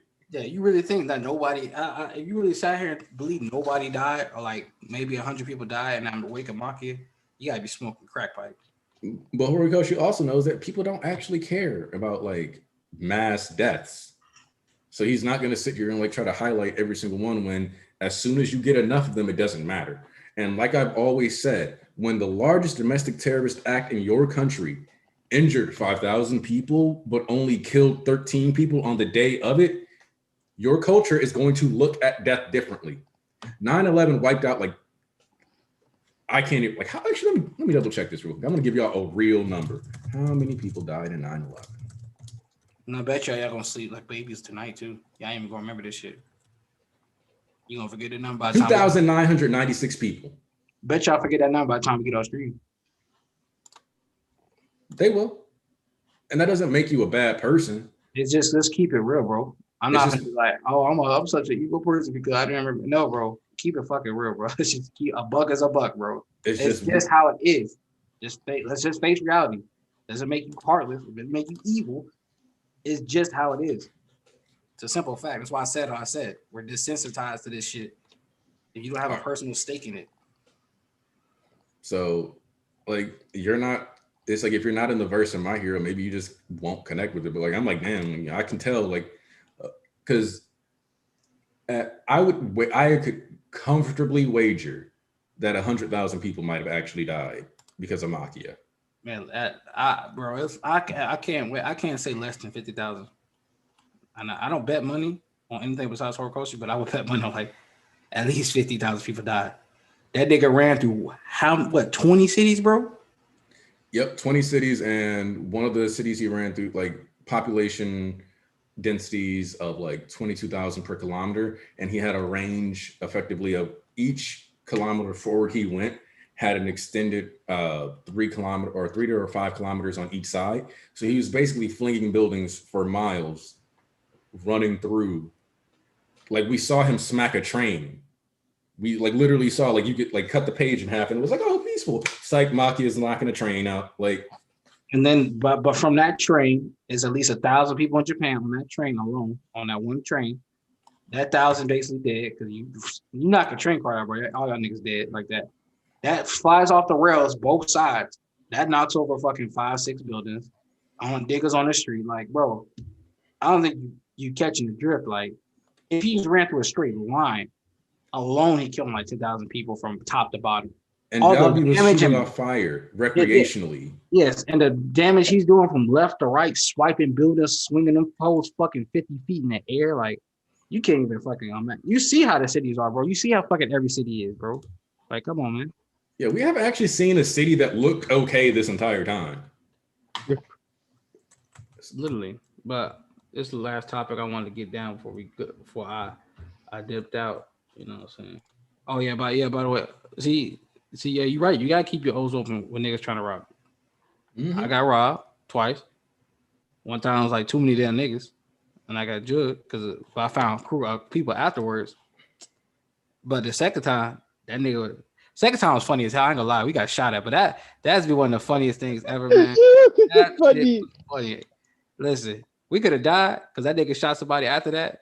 But when I tell you, that's one of the funniest things ever happened in my life, boy. It is funny, but we'll talk about that another time. I don't really want to hear that. All right, what's the second topic, East? Yeah. So now I don't know if we're closing this out, but I'm leaving after this regardless. So now it's time for let's do power scaling, but right. Okay. Now I just played this game with Tarnish, Thomas, Giorno, and I think one other person like on Friday, like last Friday, I believe. So you guys, let's go ahead and play the game of MHA team ups. So this is how you play the game. You can get one character from one category because I know some of y'all play Budokai Tenkaichi 3, right? And you know I had a power system point, and if you rank too high, that's all people you can have in your team. So you can't get too many powerhouses. So the way to combat that is I did this. You can choose one character from one category. You get one hero, one student altogether. Doesn't matter from which school and whatnot. You get one special class. You get one LOV villain, and you get one PLF villain. Special classes include characters like from Mirio to any movie character except 9. Mm-hmm. And you can't get Deku from Fajin Deku. So from there, you guys get to choose whoever you want for your team. Whoa. Ooh. Oof. Oh. Mm-hmm. I'll start first because I was still taking my original team from last time. Yeah. Okay. So my original team, my hero was Wash, Mm-hmm. but my PLF member was Geaton. So that tag team was crazy. That's gonna be painful, bruh. Of course, for my student, I went ahead with 2A, Tokiyami, best boy. For my special character, I believe I had picked. Who did I pick? I forgot who I picked with my special character last time. But this time I go ahead with the high ends are including the special class characters too. I'll go ahead and pick. I still got my boy Mirio in this bitch. And for my League of Villains, I'm picking Maki. So that's about my team. That's my team right there. I told you, Nick. The heroes are all the class at home. You're gonna get one of each character. Oh, bro, it's hard, bro. Tarnish cheated, by the way. That nigga got a fucking bullshit ass team. Tarnish, where you at? I don't even remember my team off the top of my head. I just remember that I had Aizawa. That's one I was grabbing. Yeah, I had Aizawa. I had Bakugo, but I didn't have regular Bakugo. I had Bakugo from the movie, the one for all. I was like, cheated. I told you that hard as fuck, boy. I was like, I asked, I said, does that count? And East let it slide. So I was like, all right. And then for the special category, I had Koichi from Vigilantes. Yeah, I really forgot what student I had. I think I had Mirio. I had Lemillion. Yeah, I probably do like... LOV, I had Compress. And then for the MLA, I don't remember who I had. I think I had Redestro. Yeah, I just picked the overpowered ass team. They're like unbeatable. See, I would probably go with Aizawa, Dabi, Skeptic. I'm not gonna cheat super hard and use a one for all Bakugo. So I'll use the current Stardust Breaker Bakugo. And that's really what you're calling it? Yup. Wow, that's why. Damn, you took my boy. Those explosions really look like fucking things you could see from a telescope. Right. It doesn't look like, what else am I gonna call it? Plus, Stardust Breaker is actually the name of Gogeta's ultimate attack that destroys your soul that he used on Janemba. Yep. So, wow. Actually, so yeah, like because Dabi and Aizawa, because the instant lockdown and the burning, because like nullifying quirks and then just being able to like torch everything is a quick fix, and like Bakugo having like aerial so that he can stay above it all, while still doing actual good DPS because he's good. He's like a really good DPS role. Skeptic because he can make a bunch of fodder just by like touching stuff while still having the ability to scout even further with the satellites and stuff. And afterwards, he can make an AMV of it. So like, you know, you got to be able to get your clout off the win. You know what I mean?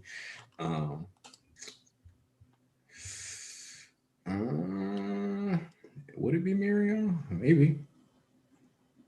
Either that or Hood-chan. Nah, fuck that. John Chan. Ah, damn. Yeah, I'm teleporting niggas around. John Chan. Hey, hold up. Dixar might be on or something. Damn. Yeah. Aizawa. Yeah, Aizawa, Dabi, Skeptic, Bakugo, John Chan. You ain't catching my people. Aizawa should be like, he should be like something that people just pick immediately, like first come, first serve on Aizawa, because you just need him on a good team. Oh, yep. Like, I'm so surprised. Like, I really want to know his condition right now, because Endeavor should be smart enough to be like, okay, we only did all that because Eraser was there. We need him for this operation. He probably helping manage the kids. Yeah, he's probably training with his new leg real quick. I need Aizawa to I need them. Like, when they pulled up on Ujiko at the hospital, Aizawa was standing right next to Endeavor. He was leading the squad damn near. Then Rocklock told him, and then Rocklock told him to go help people. He said, "Yo, we got this down here. They need you downstairs." Like, yeah, like, I'm sorry, but like that panel of, there's certain things in My Hero that I love, and it's somehow making Aizawa look at people be some of the hardest shit on the planet. Like, when Aizawa was following up with Endeavor, and then like Crust was like, Crust, what's the issue? And Endeavor's like, he's like, oh, Endeavor, this one's giving me regeneration. And then like he steps around, he's like, I'll erase it. It's like, what? Mm-hmm.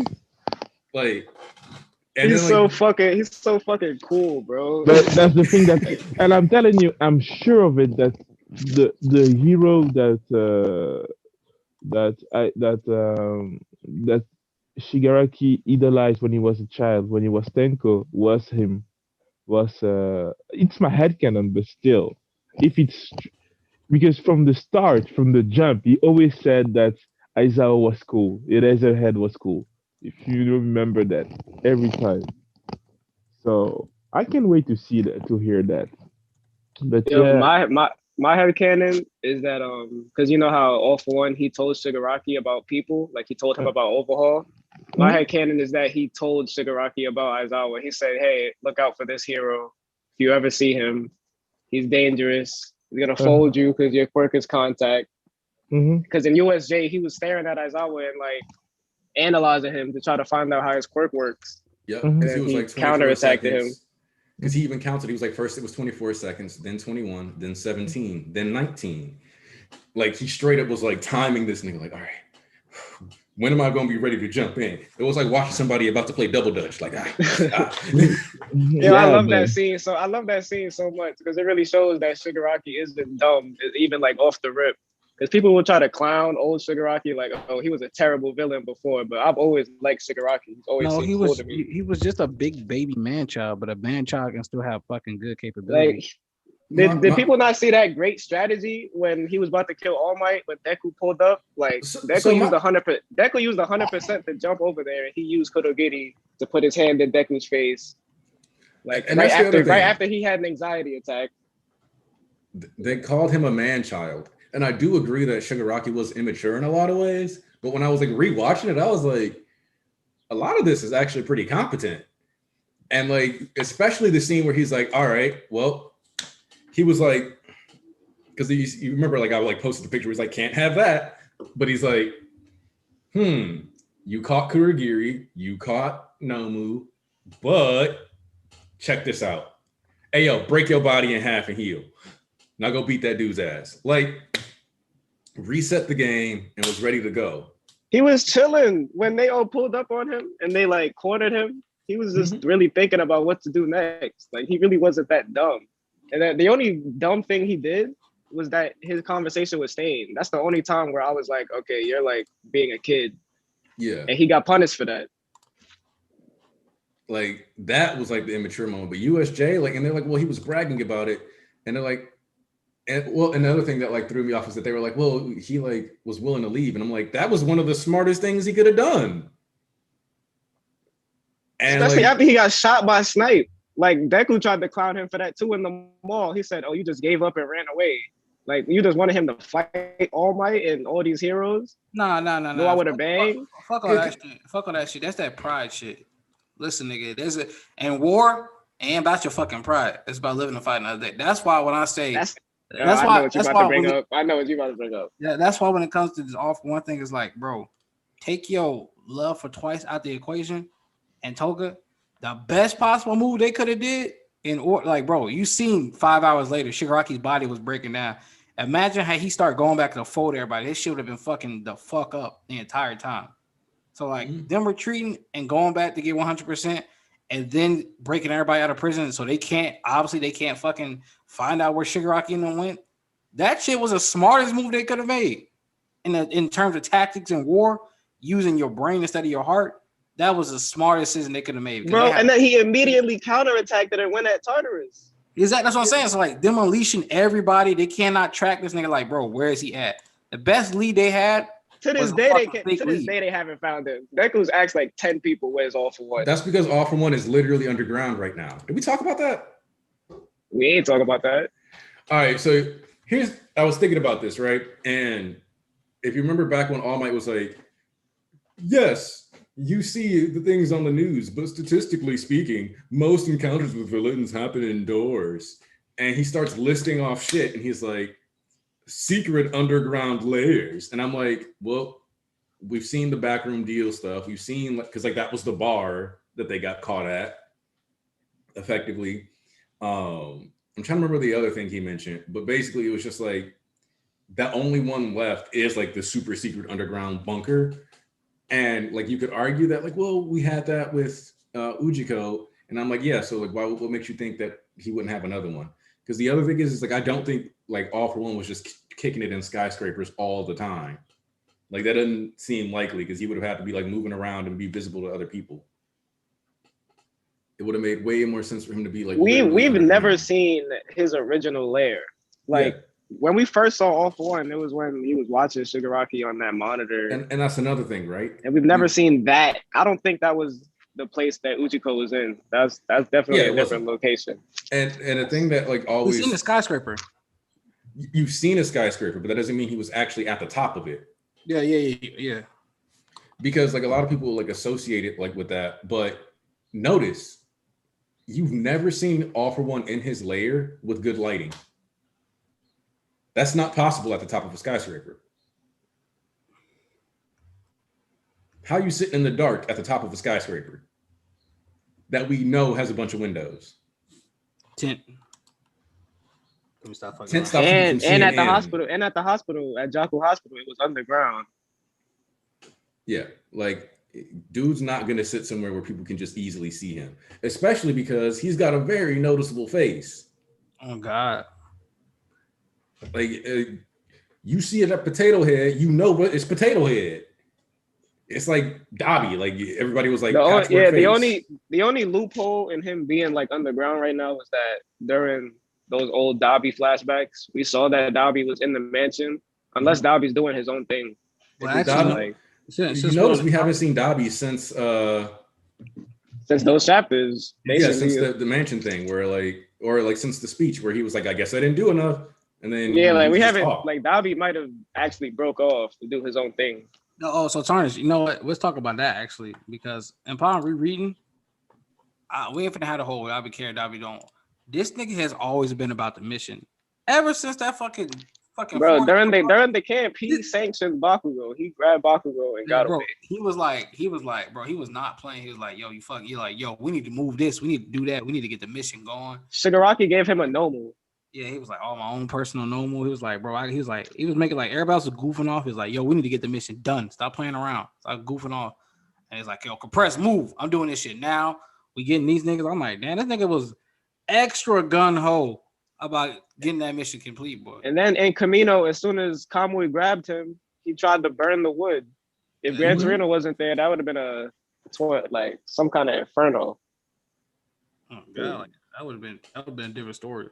I mean, and Endeavor was outside. Yeah, we might have gotten the reveal right there if Gran Torino did not come out. That's another thing upon rereading. Horikoshi be swapping out rosters for each arc so smoothly, and it's really insane to me, like how certain characters begin like, man, has that big of a cast, and still managed to like swap and shift characters around for roster each different arc is really amazing to me because like everybody be switching around every arc about who got focus and who does this and it leads into the next arc. Like Momo was like a beacon for all of like basically like from Forest to Camino, and then it's like all right, but then you swap that out. It's like all right, but Kirishima didn't have that much of a part, but then like you get like to the next arc you get like Ida and other characters showing out. Like Bakugo and them showing out, like it's like, bro, then this nigga really be swapping out characters, like. So heavy. This is one of those things that I was kind of tracking, and I was like, as I'm like rewatching seasons 1 through 3 and stuff, I'm like, yeah, you totally like being like, yeah, oh, the kids are like the mains. Totally reasonable takeaway from the first saga, actually. Like the first saga does a really good job of centering on the kids. The issue is that, or like the misunderstanding, I should say, is that when he was focusing on the kids, he was using them as a proxy and as a window to introduce you to the world of My Hero Academia. Like that whole UA beginning saga was like designed to introduce you to the world of MHA. The naivety from the ignorant standpoint. Right. From the idealized world, and even within the idealized world, you were constantly getting that juxtaposed with Stain, Coda. Like there's very few arcs where there's a form of villain interaction where the very system of the hero network isn't called out. USJ, you get attacked by villains, government-sponsored weapons of violence. Just certain people are allowed to do violence and others aren't. You get the hero killer stuff. Hell, the sports festival is like quirk marriages. Every arc almost introduces another dark aspect of hero society or a way it has harmed someone incidentally or intentionally. So then when you get past Camino and you start provisional license and you get into the rise of a villain saga, all of a sudden it's like, okay, they're all in this one place. And that partly is just to keep them all united, like focused, and it creates like an easier, tighter group. And like, so when these people are benches, because like, well, they're not going to be out in the streets running into random stuff, and they're not going to come on campus again. So there's no reason for half these kids to actually be involved in conflicts now, especially when they've been attacked so many times that they can't justify putting them into these positions most of the time. Yeah, they had to switch it up. So then so like you notice like, oh, chapter 115, random twice chapter. Okay. And then like you start getting stuff like this, and then it's like, no, we're expanding this to focus on the villains. We're expanding this to focus on the pro heroes and their perspective. So like when pro hero arc comes around, like Horikoshi was like, well, part of that was so like I could introduce like the traitor line or whatever.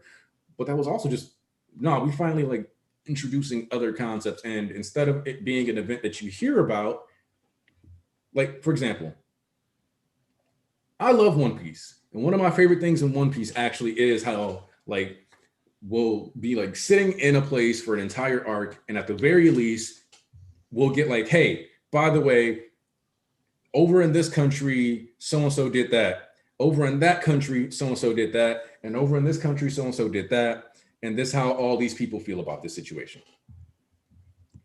And so like in My Hero though, like we could have gotten that after like, Culture Fest, and we could have just like had that slapped on and like had that be something we find out about in JT. But like, we're just like, nah, I'll feed y'all. Like, I want y'all to see this so you can get like an actual story structure. And it makes it so that when we find out that Endeavor is a person who lost his way and corrupted himself, like he still did all the bad things. That's the thing that like blows my mind, is that like nowhere does Horikoshi say it's excusable that he did those bad things. But it's important to understand that when people do bad things, a lot of times it comes from like a well-meaning place, which is also why like Mitsuki is like hilarious, because people assume that like good intention equals good parenting, or like her looking at the book and being like, oh, I'm really happy, I'm proud of like all these memories. Doesn't matter if you don't show it to your kid. That's the trick. You can say you love your kid all you want to other people. If you don't say it to your kid, it doesn't matter. I even said that to one of my parents before, because they were like, I was disappointed that this thing that you got in trouble for, and I brag about you at work. And I was like, that doesn't mean anything to me. I was like, that's not true. And she was like, yeah, I do. And I was like, no, like, and even if you do, it doesn't matter because you don't show me that. And I was like 15, like, no, if you can't tell me you love me, it doesn't matter. That's not good parenting. Oh God, spin word 100%. The only way the League of Villains is coming back together properly is if Shigaraki is awake. We're not going to see them operating as a unit again until Shigaraki takes back over his body. They need their leader. Yeah, I have a crackpot theory. I have a crackpot theory right now that Toga and Deku are going to team up to find the league. That'd be All right. kind of wild. Huh? Toga's looking for the league too. Deku might, and if Deku is really down bad, especially after he tells Bakugo to leave him alone, because that's what he's gonna do, and he finds Toga and he's like, "I'll team up with a villain at this point, whatever. Like, I'll capture you after we find Shigaraki," and it's like a begrudging team up. Well, not begrudging for him. Toga will love it. I mean, you had me with, And that's when we finally get the Spider-Man and Black Cat little homage. Like Toga's like the crazy villain that's in love with Deku. But you had me before at but she that's this thing, she don't know everything about Shigaraki being down bad. Yeah. Also, because you brought up international heroes, one of the other things that I really want to see, because it was always this distinction that All Might was described as the number one hero in the world, and Endeavor is called the number one hero in Japan. I really, really would love if one of the heroes who comes here from another country, their box says the number one hero in the world. Because that would mean that there's actually a separate ranking for world, like there's a world rankings list and a local list. You see Endeavor get 15. You're like, yo, so what everybody else on that nigga Endeavor a 15 for the world? Yeah. He puts his head down after he says it, turns his head to the side, oh, I'm number 10 in the world. Yeah, it's bro, you were chasing America's the home of heroes.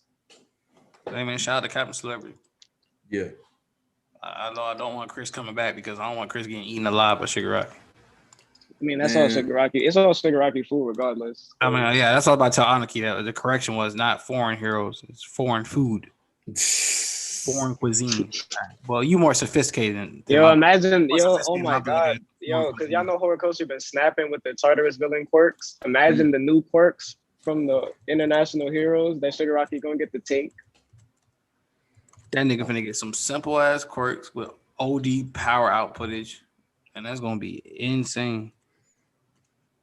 Yeah. I feel like Horikoshi has held back on quirks intentionally until he got to this section of the story. This has been getting crazier and crazier. Honestly, I'm trying to tell you, it's everybody's getting multiple quirks. He's really turning it up. Nagant had 2 quirks fully, and she perfectly used them in sync. Oh, and that's another thing. If you remember, they mentioned you got multiple quirks. Are you in league with All for One? So more than likely, Deku's been fighting people who have 2 quirks this whole time now. They just haven't been Lady Nagant level, and that's what we have. He said the guy he folded last chapter. He told All Might he might explode. He probably did have 2 quirks. Yeah, if Deku wouldn't have said that. It may just be an assumption. Because you got to think about All for One, he wouldn't have to goad everybody else as hard as he did Nagant. Dictator might wake up next chapter on some. I have 2 quirks. I didn't want to have to use this. Honestly, I could see All for One not giving Dictator a quirk though. Man, look at this. Just because his quirk is already kind of like a. Well, he might start using the civilians' quirks if he's not knocked out. Yeah, he might start forcing them to use their quirks. Yeah, but hey, man, no, that shit was the bloodless surrender case. That shit was raw. Yeah, if they want to give us filler, that'd be some good filler. Also, this is a dude that I kind of wish Lady Nagant had been on the case for because,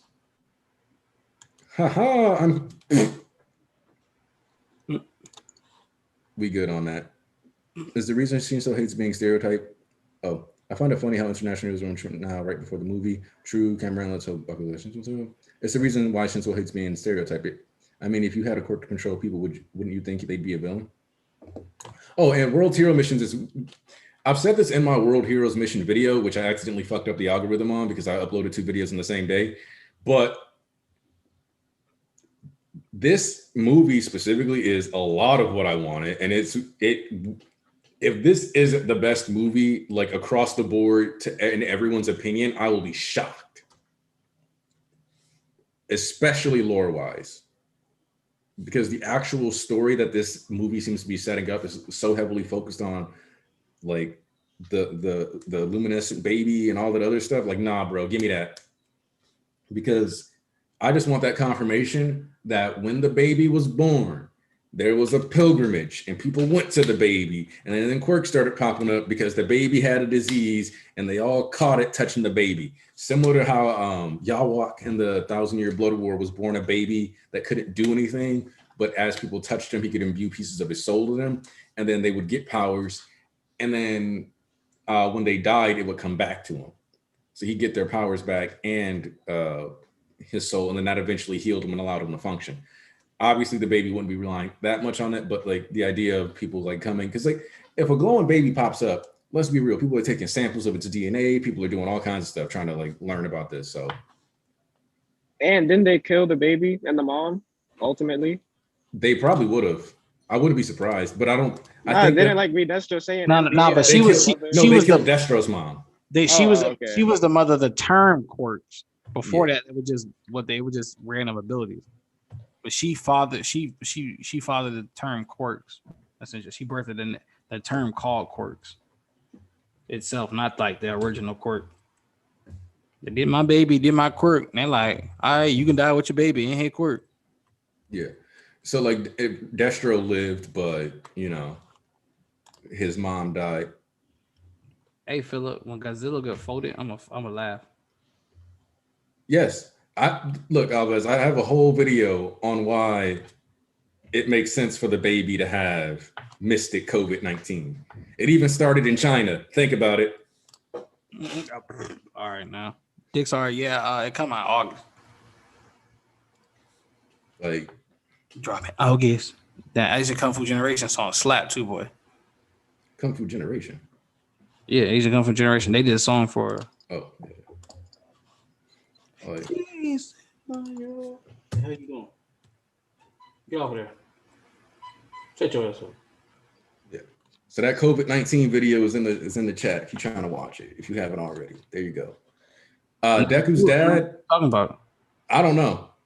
I don't know who you're talking about. Yeah, if Horikoshi does bring that into the story, like I already know he got something really crazy planned for that, because the amount of writing it's going to take to make sense of the fact that Deku does not think about him at all.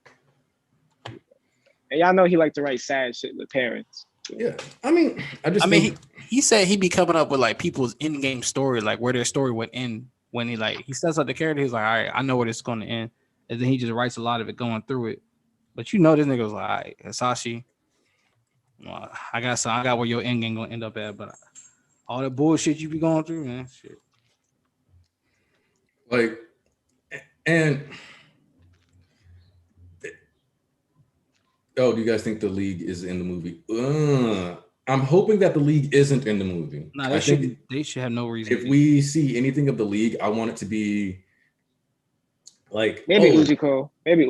Like maybe a little bit of Ujiko, because I feel like if Fleckturn, the Quirk Doomsday theory, isn't that that's his theory? Yeah. So like if Fleckturn is descended from the bioluminescent baby, which keep in mind, this nigga glows blue like the bacteria and shit that we be extracting to make animals glow.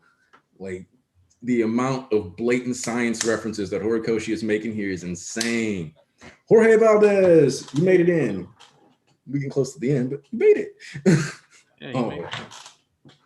But yeah, there's gonna be like there should be a heavy lore drop, and that's part of the reason why, like especially this movie, I feel like this is the one that Horikoshi has thought the most about how to incorporate it into canon in a way that won't be painful for people, because you know, like people are like Land of Heroes Rising is canon. I hate that ending of the movie. I mean, I'm like, well, shit, them users was trying to keep Bakugo from dying. But this one, like happening during the 3 months, perfect. There's no reason to be mad about it. They like, since any story beat we've gotten after the 3 months has been way too busy.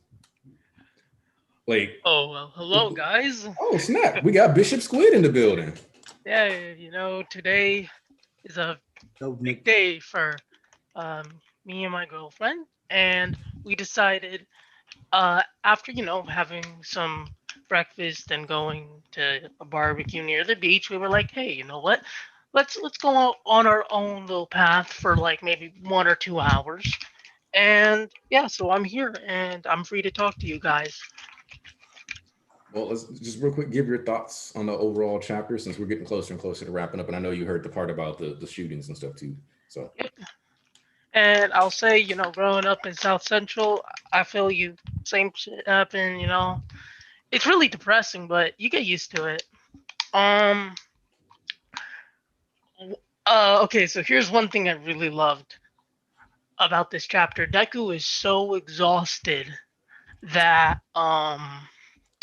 his main method for fighting mobs of villains is to use smoke to essentially scare them along with his demonic appearance. Like half the time he isn't even fighting. We only see him fight one villain this chapter, and it was that shark guy who could control like the ocean to create like water jets, which you know, people like the power of water jets, pressurized water at a focal point is incredible. I would have loved to see that fight, but I get what Horikoshi's trying to communicate here. Mhm. Um, Oh shit! what? I just saw somebody say like you're just in time to discuss how time traveling Bakugo is definitely happening. No, it's literally just symbolism. Also, I was so glad that we made it this far without talking about that. all right, so let me tell you something about this. So, as you know, with the usual leak cycle of crackhead and then Friday and then officials, the second was very confusing until the first, until the officials. In the officials, the second is like Bakugo can bolster our chances, while in the scans, his logic seemed more for like concern for like Deku as a vestige. But here he's very consistent. It's playing to his practicality, and I really enjoyed that. That was a massive improvement over the scans. Hmm. Well, Beautiful weather we have today. Whew. chapter always eclipses scans. Like I don't. Also, my condition. I'm gonna tell you right now, because you brought up Bakugo time travel, Alves. I'm gonna say this: the only way I'm okay with that is if adult Eri comes back in time and she uses the Buster Sword.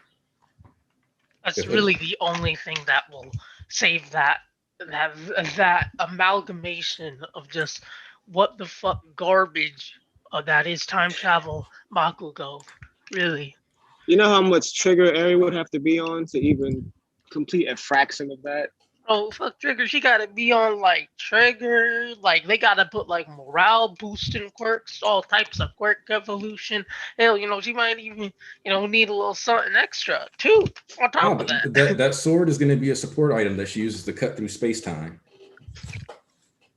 Oh, so you got her looking like it's a blade of rewind. Imagine like if Eri really became a hero and she had like a weapon like that, like weaponized rewind, and like if she hits you the wrong way, you could like disappear. It would be if that was Chekhov's sword the entire time. We've just been like waiting for Eri to use it. Also, Jorge Valdez, all the bad guys that Deku was fighting were the mutant-looking guys. What if the heroes from other countries aren't that nice and they start clapping? I feel like we have to have at least a couple heroes who are just like, I ain't got time for this. Bounty hunters. Hey, listen, if any American heroes come in, there's gonna be some motherfuckers with straps. Like, come on. They're gonna pull up in Japan and be like, any villain gets the smoke, and then they're gonna kill him. Like, there will be like some straight up bounty hunter types, like when Aizawa, his teacher was like, you shouldn't be a bounty hunter. There's gonna be some heroes from there in America. I promise you that. Like, let's see. Yep, see. adult Coda, like okay, adult Coda would need to pull up, but at the same time, um, at that point, why not let the people that Deku saved as kids come back as adults if you're gonna go that hard into it. But if that's the case, then I need Deku to lose a lot of his current allies because that would be the only thing I could think of that would justify them going back that far in time. And then it would have to be like old man Deku himself sent them back or some shit.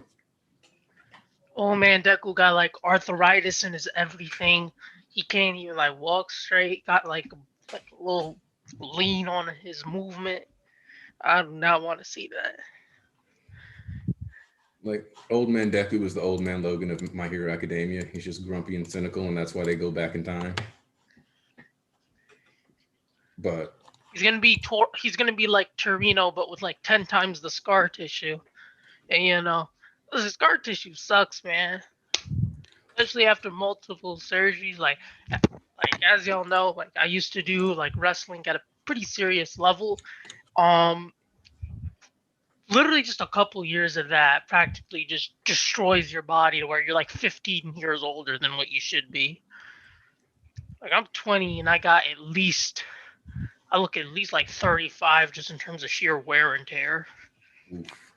if it makes you feel any better, one of my buddies when he was 16, like went to the doctor and they were like, "You have the cartilage in your knees of an 80-year-old man." Hey yo, like that's actually like Watkins mentioned this. Like he had back problems at like 22 and like neck problems. It's like, yeah, that's facts. Like I'm considering in like 2 years like getting a hip replacement, like for like legit considering that. Yikes. That's pain. Oh man, I'm so glad I have somebody just mentioned like Izu Ocha stuff, and I'm so glad I've got so many words muted. Like I don't want to see what I'll ruffle some feathers on the TL today because of that. Oh boy. Because you remember there's a volume extra where like during the culture festival where they're talking about band names, and then Bakugo's like me. So I like went back to go get a screenshot of when Uraraka could say who saves the heroes, and then I said we finally got an answer this chapter. And Bakugo's like me. Oh my god. Yeah, you went out of your way to be toxic. Stop that, sir. You're supposed to be spreading the joy. Yeah, I got like Baku Deku stands like quoting my shit and commenting on it, like talking really like discussing it, and I'm like, I'm just playing. Like I tried getting, man, leaks be some of the biggest bullshit you have to go through. Like no matter what, like this motherfucker Sushi, this, you know what? I know. You know what? I'm gonna go on a little bit of a rant here, okay? This bitch ass nigga Atsushi. I hate this motherfucker, okay? I tried getting some leaks, and you know what I gotta go through? He always makes this shit difficult, okay? He made a new Discord, and I had to go through the leaks, but that shit like all the way at the bottom. So like I was scrolling through, which meant I had to see like a ton of Baku Dekus in the middle of the chat. Half these motherfuckers can't even drive; they're so young. And it's like, why put me through all this? Why do I gotta look at all of this foolishness here? I thought you were gonna talk about the shit you noticed. Oh no, my boy Thomas, he'll go for this. Yeah, he noticed that like people were sending stuff like, borderline illegal material in there, and the mods did nothing about it. And Sushi, he isn't doing any. He specifically there are no mods. No, like there are mods. Thomas got muted and I think kicked at one point. So there are mods. I know that. So there are mods, and they're moderating the stupidest shit while not like punishing like active distribution of. I ain't gonna get you demonetized, but you know what I mean. It's like, dog, what the fuck is going on here? Like that server is so fucking unregulated that there's a legit massive potential for fucking grooming in that server. There are children as young as like 14, 12, and like adults that are like 20 plus. in the same place, and they just have like free communication of like DM and whatever, and it's like that place is a red flag, to be honest. Like I only go there for the leaks now that I know where the channel is.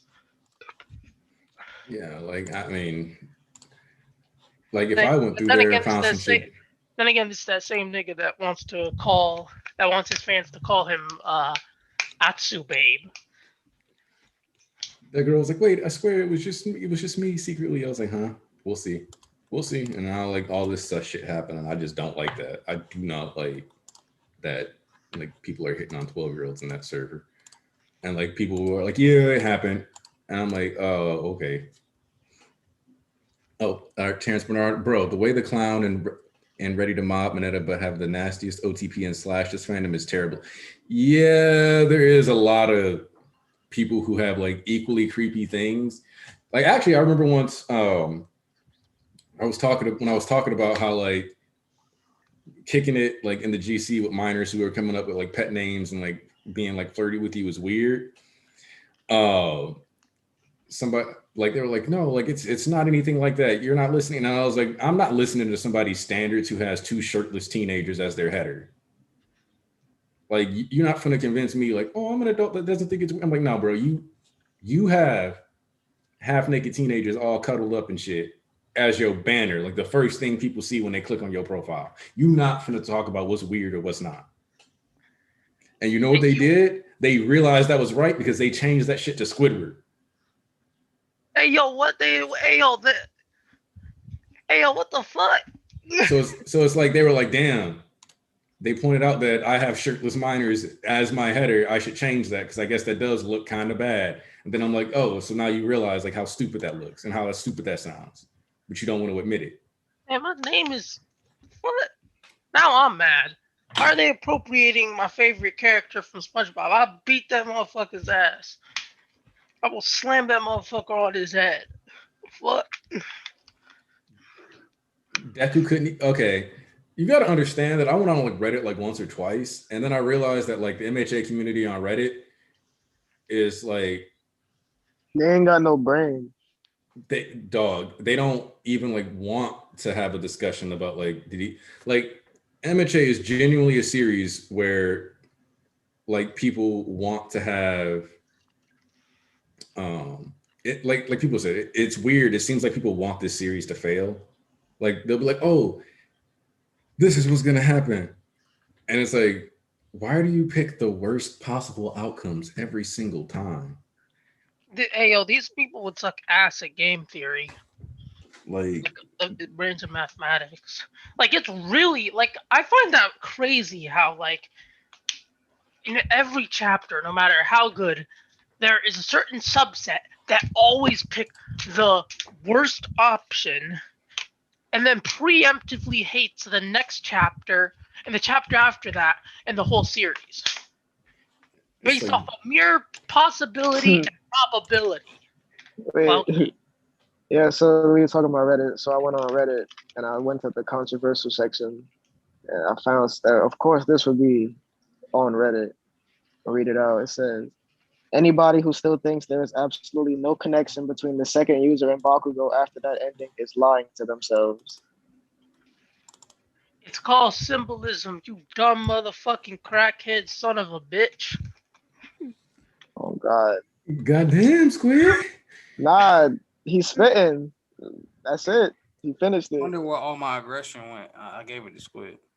So like, I used to type comments about Spider-Man. Say, did y'all see the Chainsaw Man trailer? Pure gas. Bro, I did not see the Chainsaw Man trailer yet. I didn't see it. I didn't see it either. Hey yo, Mappa's gonna work the animators like slaves. Hey man, listen. They're gonna be out on the field. This is what cracking the whip gets you, the type of quality. Then some niggas ain't gonna have to see. Not fuck with you. They hey man, listen. They're gonna have to get back for some like, hey bro, after this, they're like, hey bro, we gonna put you, don't worry, everybody get a year break from R&R, paid vacation, something, because the way that motherfucking anime is looking, nah, son, that shit was like, So you got this motherfucker working 80 hours a day on some bullshit like that. like my thing, okay. with Chainsaw Man though, I was actually thinking about doing like I meant to do a video on like why you should read Chainsaw Man a while ago, and then it ended. But like since the anime's out, I'll probably like do why you should be willing to read / watch it. So that way, if people either go read it or watch it, it's up to them. But you know, the church has always been pro Chainsaw Man. We were even a Chainsaw Man support group for a while. Akuma got that box though. On God. And I mean, usually it's just the angles, but you know, it's whatever. You know, Bro, she literally got chains coming out that shit though. Yeah, that is true though. That is true. It do be like that though. When you really think about it, Chainsaw Man is it's really actually about toxic relationships. But a better way you can boil this down is this is what desperate niggas will do a lot of shit for pussy. Yeah. That you not lying. Oh, hold up. Bro, they be out here like Squidward when he had no job. And he's like spare change. Only that change is got coochie written on it instead. They be down bad out here. Pans, I don't like your tone. No, we got napping Ponzu. It's fine. I know that's why I said this shit because he hasn't been here. And they got straight up. Guys, I just came from basketball. I played like for 3-4 hours. Hold on, I thought you were at work. Took niggas' ankles. No, yeah, man. I had to. So what happened today was literally like my job. They didn't record me for the job. So I thought that I had to go to the job when like I woke up in the morning. I was ready to go, and they said to me, "No, man, you don't have a job today." So what? But I know you didn't. The system didn't record you, so you have a free day. Thought to myself, okay, back to my room. I slept, going to play basketball, and then I came back, but I just felt everything like hitting me so hard. Why did I just see a post where somebody was just geeking out over Bakugo's forehead? Mm-hmm. What do you expect to see a lot of that? Hey, speaking of Bakugo, though, one thing I love, right? I love his phone. In this chapter. Oh, yeah, the phone. He got the dual camera. Yo, shout out. Shout you out see to my that? boy Katsuki. Yeah. Man, listen. iPhone 12, bro. That's why when Sean was... Hey, dog, don't y'all know we on the triple camera era now? Yeah. Like when that Wait, nigga... hold on. Didn't he have 3 dots, though? Look, I have 5 dots on my phone. Like if you look, actually 6. 1, 2, 3, 4, 5, 6. I got 5. That's how I get the moon pictures. And he said, much love go out to your mom. Bro, I be getting them nudes in 8K on God, bro. Hey, listen, I told you. Listen, when Sean Reyes was not Sean, but Sean Apex was like, these are the fucking Japan's impersonations of the chapters for the weeks and etc. And I was like, and I seen MHA had like fucking 5 fire emojis at the top. I was like, yeah, because fucking Bakugo back there. And them niggas ain't slick. That's exactly why the fuck they back. That's exactly why they had all the fucking fire emojis. Now I was questioning why Undead was up there, but I'll tell y'all something. Fuko that bitch. That's why. That's my bitch right there. That's my bitch. That's my queen. Where's that thumbnail? That's my queen. That's your queen. That's where you get it. That's my I love how Bakugo. Bakugo said, "I'm here, guys, and not I'm here, extras. I'm here, dirt." Yeah, like fully acknowledge them. Like, bro, didn't call them nerds, nothing. Like, I'm here, guys. Bro, you know what I love about this? When Bakugo ain't being angry, he's so contemplative. He's so introspective, and here you just see that. Like he just launched an AP shot, and he wasn't like saying, "Oh, you know," like, he wasn't yelling, he wasn't doing none of that demon face shit. Nah, just folded him. That punk, boom.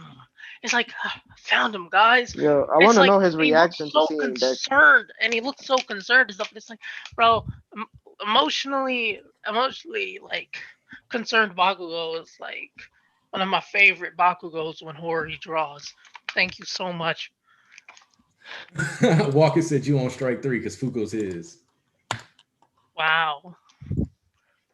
No, like, and that's the thing is that Yeah, notice the raindrops in the panel too. Like it's in slow motion. He's like, he's here, guys.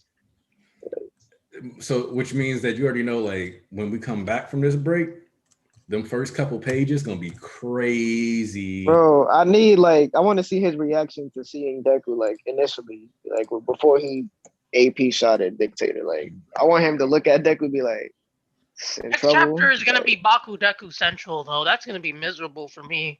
Yeah, but I think I have BKDK muted. I've had that muted for months. I don't see, like, that's why them reacting to my post, like, this has me, like, laughing, because I don't fuck with them. Yeah. Actually, let me make sure I got that muted. Let me just To mention, in half case. the motherfuckers be like 13. Oh, Well, God. there's also the 10. whole, like, They be looking at leaks when they should be studying for their Algebra 1 final. Yeah, I have this one mutual that I was actually With your really cool geography with. class having ass. But she was so like Baku Deku centric, and then once I muted Baku Deku, I never saw them again. I was just like, damn, really was cool with them. But that's all you tweet about, so you're not going to be on my TL no more. yeah, like, I'm not trying to hear about that every 5 seconds of the day. Like, y'all need real personalities and lives. Like, shit, I feel like sometimes, like, I don't even bother muting shit. Like, I'm like, hey, listen, I don't really care. I ain't gonna feed the algorithm more data than I need to, okay? I'm already bodying people in debates on Twitter, okay? I don't need more shit popping up here. Because I see challenge, you know, I'm like Yujiro, I just need a challenge, you know, to verbally fight someone on Twitter about anything really, because I'm miserable. Some days. And so it's like, I just don't want to give the algorithm more data than I need to. Yeah. Not to mention half the motherfuckers be like 13. They should be readying for gym class instead of posting Baku Deku. Yeah, it's the truth. All right. Let's see. Any final points people want to make before we start the wrap up? Deku needs some pussy ASAP. Wait, real quick, just a real quick discussion. Y'all think Deku would have won if Bakugo didn't come? I think he would have beaten Dictator eventually. I mean, he might have, you know, got that Timberland treatment, but you know, he would have lived. I think he would have had to hurt. I think he would have had to hurt some civilians because he let himself get too drowned out. But I think he'd rather I think he'd rather get stomped out than like actively touch a civilian. My thing is that, like, because one of them had like a stick with 3 knives on it and a baton and shit. Like they was strapped. A sword having ass motherfuckers is like, come on. Like we is not like you was gonna get like lit up. Not to mention, you see that panel right before the last page with his hands stretching out in the air as he's getting drowned in. Not to mention Dictator, you know, he most likely could have made them use their other quirks so that, you know, he's getting stomped on, stabbed on, spit on, kicked, and then he's getting all types of projectiles, super strength, super speed, just thrown his way, just like pop, pop, pop, fight back, nigga, fight back. And he didn't fight back because you know, he's a savior complex, and you know, he just ain't gonna live like that, and he probably just would have died. Because if y'all don't think that he could have beaten Dictator, then if a Deku vs. Kachan 3 happened, you know, I don't know what would happen. Like, well, you also gotta keep in mind this man is shutting down like mid battle too. Like Deku is a human. He can fight, you know, for a very long time, but it's like eventually, you know, you get in too many boxing bouts. Eventually, you need to rest. Like this is some real things. What do you think after like a big fight, boxers or MMA fighters take like 3, 4, 5, 6 months off? That shit needs rest. Going into 3 bouts in a week, you know, you're asking for something to shut down, whether it be your organs or just your body in general. And so I just realized that what we very likely will get here is that a lot of the heroes, like the victims, especially if dictator is shot down, like by Bakugo here, a lot of the victims are going to disperse, and then we're going to get a reverse of the Deku reaching out to Kachan in the river, but it's going to be Bakugo reaching down to Deku as he's sitting in a pond or some shit, or puddle. So we either get Deku versus Kachan 3, or we're going to get probably like the reverse paneling of that.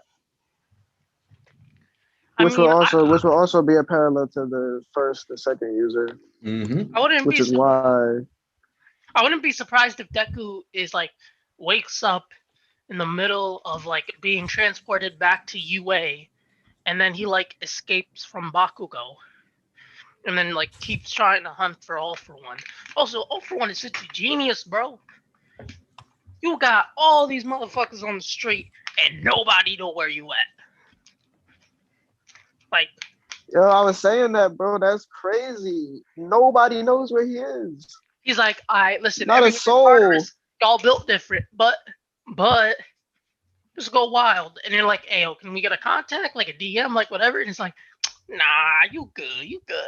I don't even think they have a way to contact him. Like, I don't think damn, what you gonna do? Like, bro, if Deku thinks he's just gonna beat so much ass that someone is gonna have information, he's smoking all types of crack. Oh, and the other reason why Bakugo doing the reaching out thing will make sense is it'll complete the cycle and bridge the gap that was established in Kamino, where Kaminari had to reach out so that Bakugo would take his hand. Instead, Bakugo reaching out to Deku, where he would have never accepted Deku's hand theoretically before. Yeah, Kirishima, my bad. I don't know why. Bakugo, you know, that's like some poetic circle shit too. That's probably, I told you that's damn Deku about to turn it down though. More than likely. He's gonna like at that moment. Shit on my face. At that moment in Kamino, that's when I knew MHA was a 10 out of 10. And I ain't never looked back since.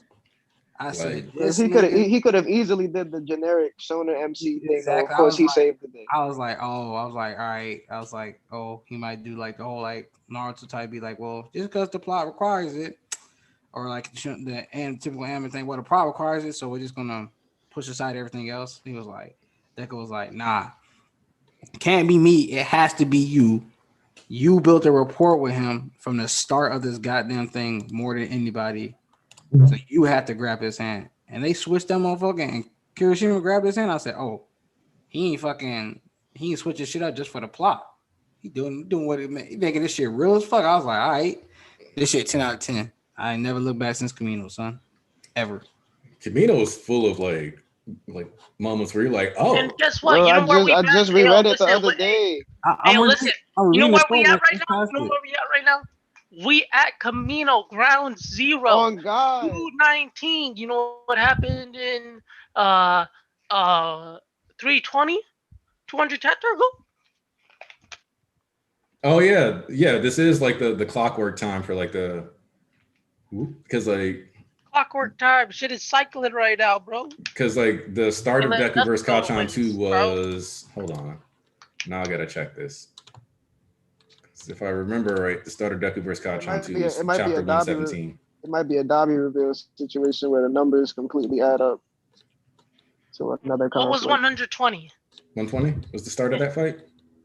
Yeah, basically. I think so. Hold on. Because 115 was the twice chapter. Yeah, so okay. No, 120 is when they're already in the fight. They're already fighting in 120. I mean, because they're going to have a conversation. If Dictator's knocked down now, they'll be having a conversation. 120 is the end of the fight. Yeah, 119 is where it starts. That's a 2-chapter fight.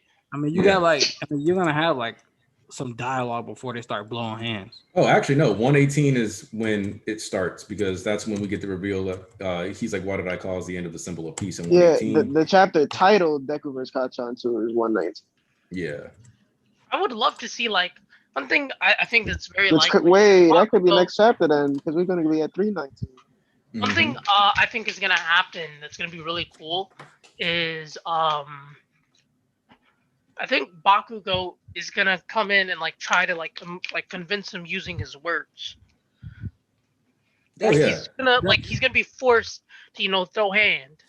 because see, that reaching out thing, we could easily end up getting both, where he like tries to reach out to Deku and Deku rejects it, and then because Bakugo is a character very reminiscent of Naruto, he's like, that wasn't a real option, my guy.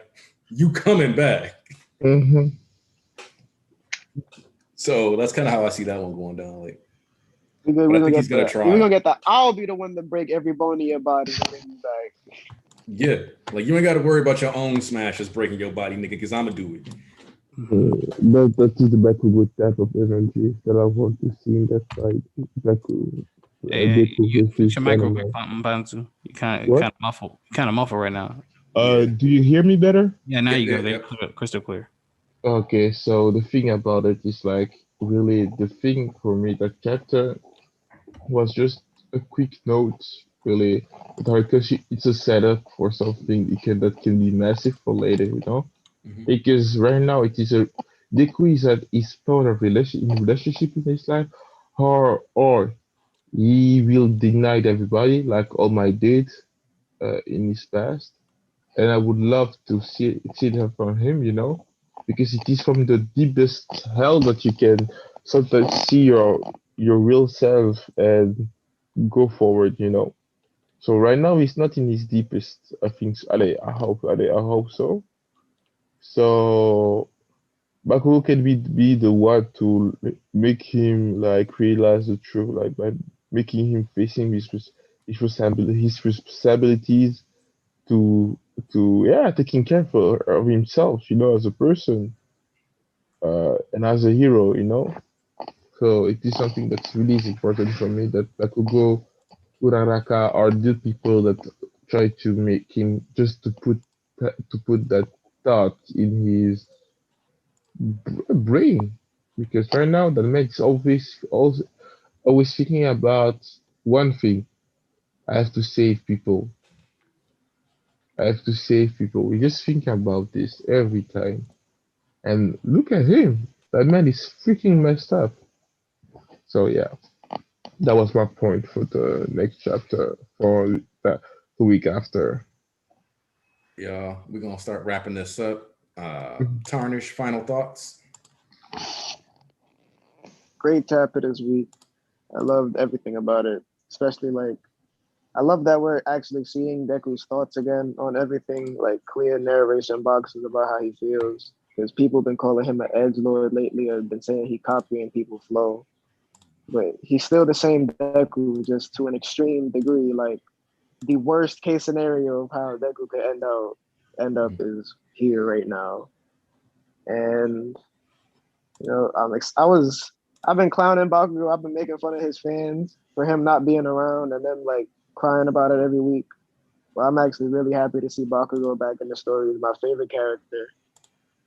And next chapter should be good because I already see the energy he's gonna come in with. I know for a fact he's not gonna try to fight Deku off the bat. Yeah. It's gonna end up being like how in Deku versus Kachan 2, Deku didn't want to fight. He wanted to talk, and Bakugo wanted to scrap. But this time it's gonna be the reverse.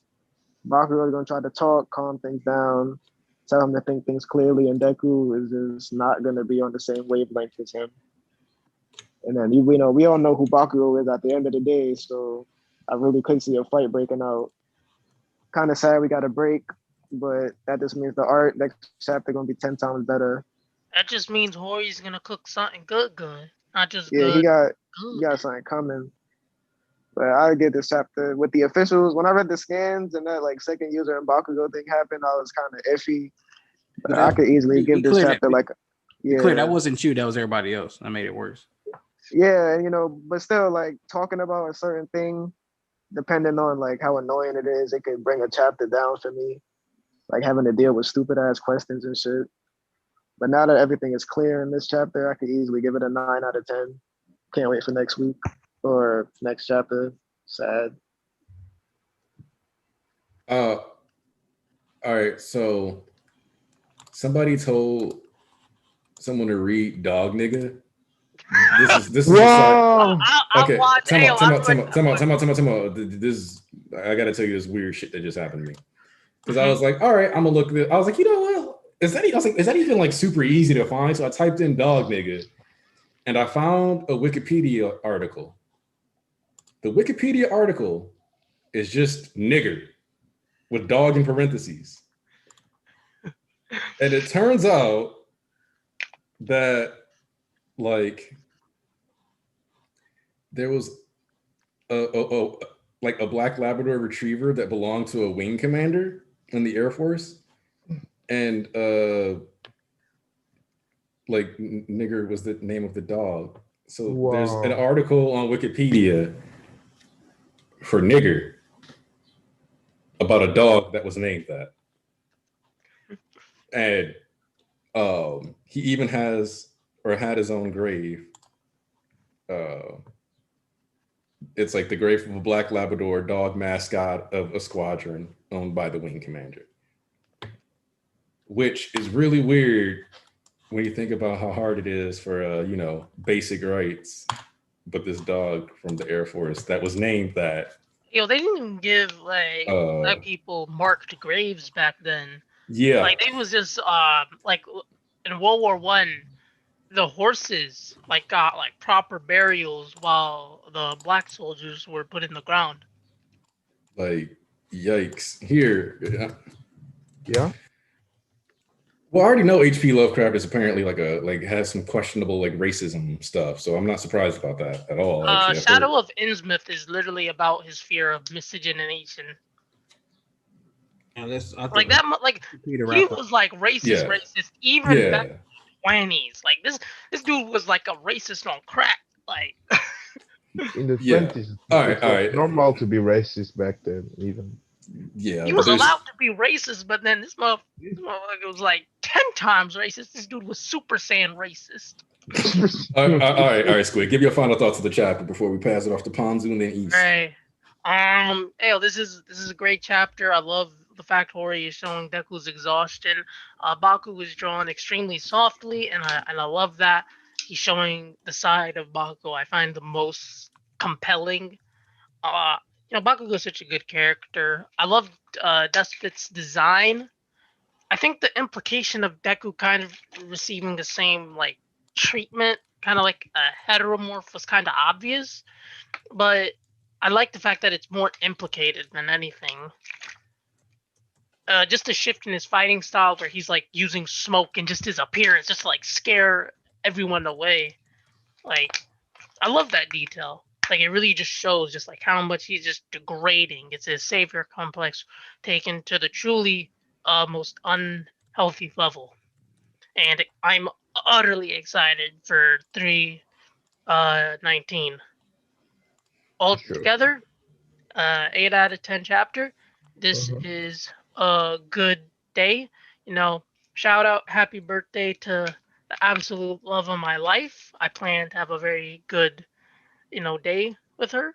And yeah, that's it. Wow. Happy birthday. Love the life of Squid.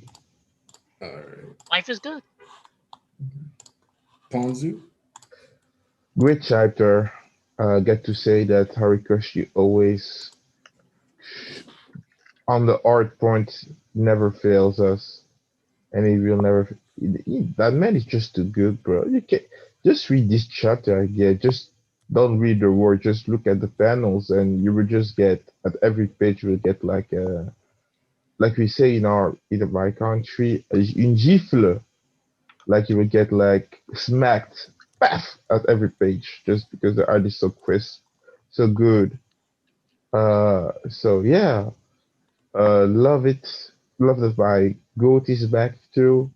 Bakugo is gonna instill some sense into Deku. I just want him to beat him, like beat his ass with some AP shots. That might be something worth to see love later, But yeah, I hope that it was an 8.5, I would say, on 10, I would say. So yeah, really good. Happy that I was able to be on stream. Sorry that I fell in that I'm so weak-minded because no, Ponzo, you ain't got to beat yourself up like that. Don't worry about that. I was just like, phew, I'm No, dead. you fought on Sponge. So just love to be around, and next week I will be at top to for the Invincible stream. Oh yeah, same. We got to talk about Mark in that one. Woo! Motherfucker getting Just ass. think, Mark. Think. Look, Oh my lord, I ain't ever seen beatings like that. Oh, ever since a long time ago. That like I they can said, be a part of something bigger like I or said, die. Mark is who people think Deku is. Like Mark is who people like try to paint Deku as. Like, dude, Hey be man, like, listen. Yeah, what? Chill on Mark. Chill on Mark. That's how you know. hey, That's how you I'm know gonna just Mark. say that right now. That's how you know a Mark hit the MC because the MC can't lose. And they're right. Look, when Hey, Deku, hey, yo, listen. when Shigaraki come back and Deku get a Mark level ass beaten, it's gonna be goaded. The toxicity that's coming out of me, you ain't gonna want to see that. but yeah. All right, East. Wrap up your final thoughts. Undefeated of the East, what it do, baby? Listen, man. We peaceful, we vibing. I'm chilling because I'm saving up and storing all my toxicity for one go around when I crush everybody underneath my feet and I made it look the bottom of my souls. So right now I'm just gonna keep it vibing. 10 out of 10 easily, man. To reassure y'all, yes, multiple days have passed, probably a week has passed since the deck on all my conversation. You clearly see it. And that day, night, Deku's here, Deku's there, just traveling far and wide, fighting all these villains. You might have wanted, you might have think you wanted those fights, but you really don't because they weren't anything special. Horikoshi would have to waste his time for week to week villains, for niggas that would have had some. Then you would have wanted backstories for these niggas. Then you would have wanted this. Then you would have wanted that. No, he's smarter than you and he knows what he's doing. You don't need to see all these fights to know that Deku's in the streets. They really wouldn't give you shit, especially if he folded these niggas one shot like this. It'd have been a chapter of the week type villain beat. So he's like, let me just showcase through multiple time periods that Deku over the week and 2 weeks, whatever have you, is fighting and this bitch doing it down bad. I really like the world building that like once again is realistic that one of the top heroes took down somebody in a major incident and it's not always just All Might doing everything. It's just more fleshed out. Once again, the kids are the rise. This is about the rise of the next generation. They have to become heroes. It's not about the adults. Stop that, please. I can't wait till we get that out to our heads. I can't wait. They keep teasing Shigaraki's plethora of food. I can't wait to see what type of buffet cuisine's coming for him. You know, he's upgraded his taste really recently. You know, I can't wait to see what type of delicacies we're gonna have for Shigaraki to eat when the form. He's having caviar with some like French cream type shit, bro. Yeah, I can't wait to see what we get some baguettes. You know, Sheldon Panzu. You know, we getting some fucking pasta from Italy, some hamburgers and New York style pizza from America. All types of good things. But hey, man. This was 10 out of 10. I can't wait to see where this goes. Don't get too hyped up about the battle. We don't know which way this is going to go. And if just in case one character's not here, don't get it twisted. It's better to space out different interactions in order to cluster fuck everything in one go. Especially y'all want y'all Baku Deku round 3 fight. It's best you don't see other characters right now and they come after the fact because it's best to space out different interactions, which everybody has primary relationships with Deku.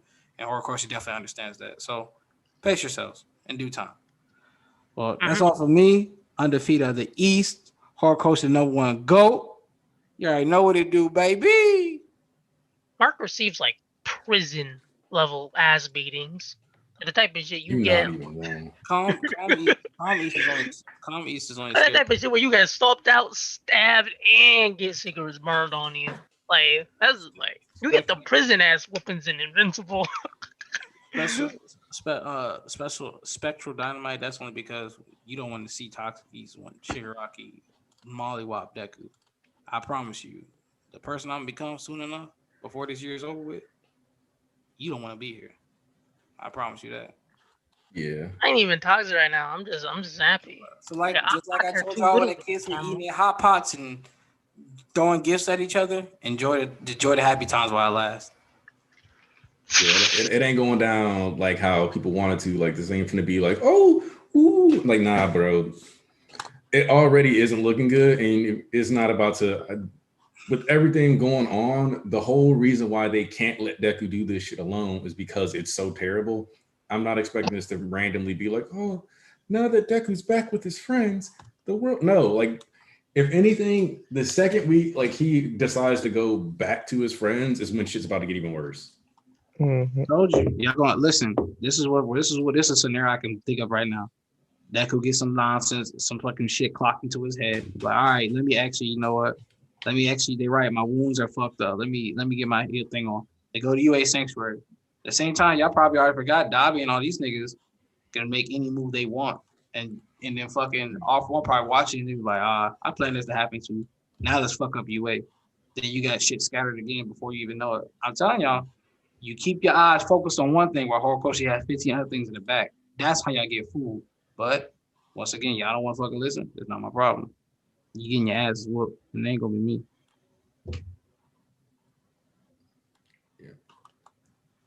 All right. So yeah, y'all already know I appreciated this chapter. We just gonna wrap it up here. I appreciate all y'all for coming through. Hope to see y'all for the chapter review that I'm dropping later. We're gonna see y'all next Sunday for the Invincible. And you already know we got the Church of MHA coming back the week after that. So don't even got to worry about none of that. Y'all be easy, be safe.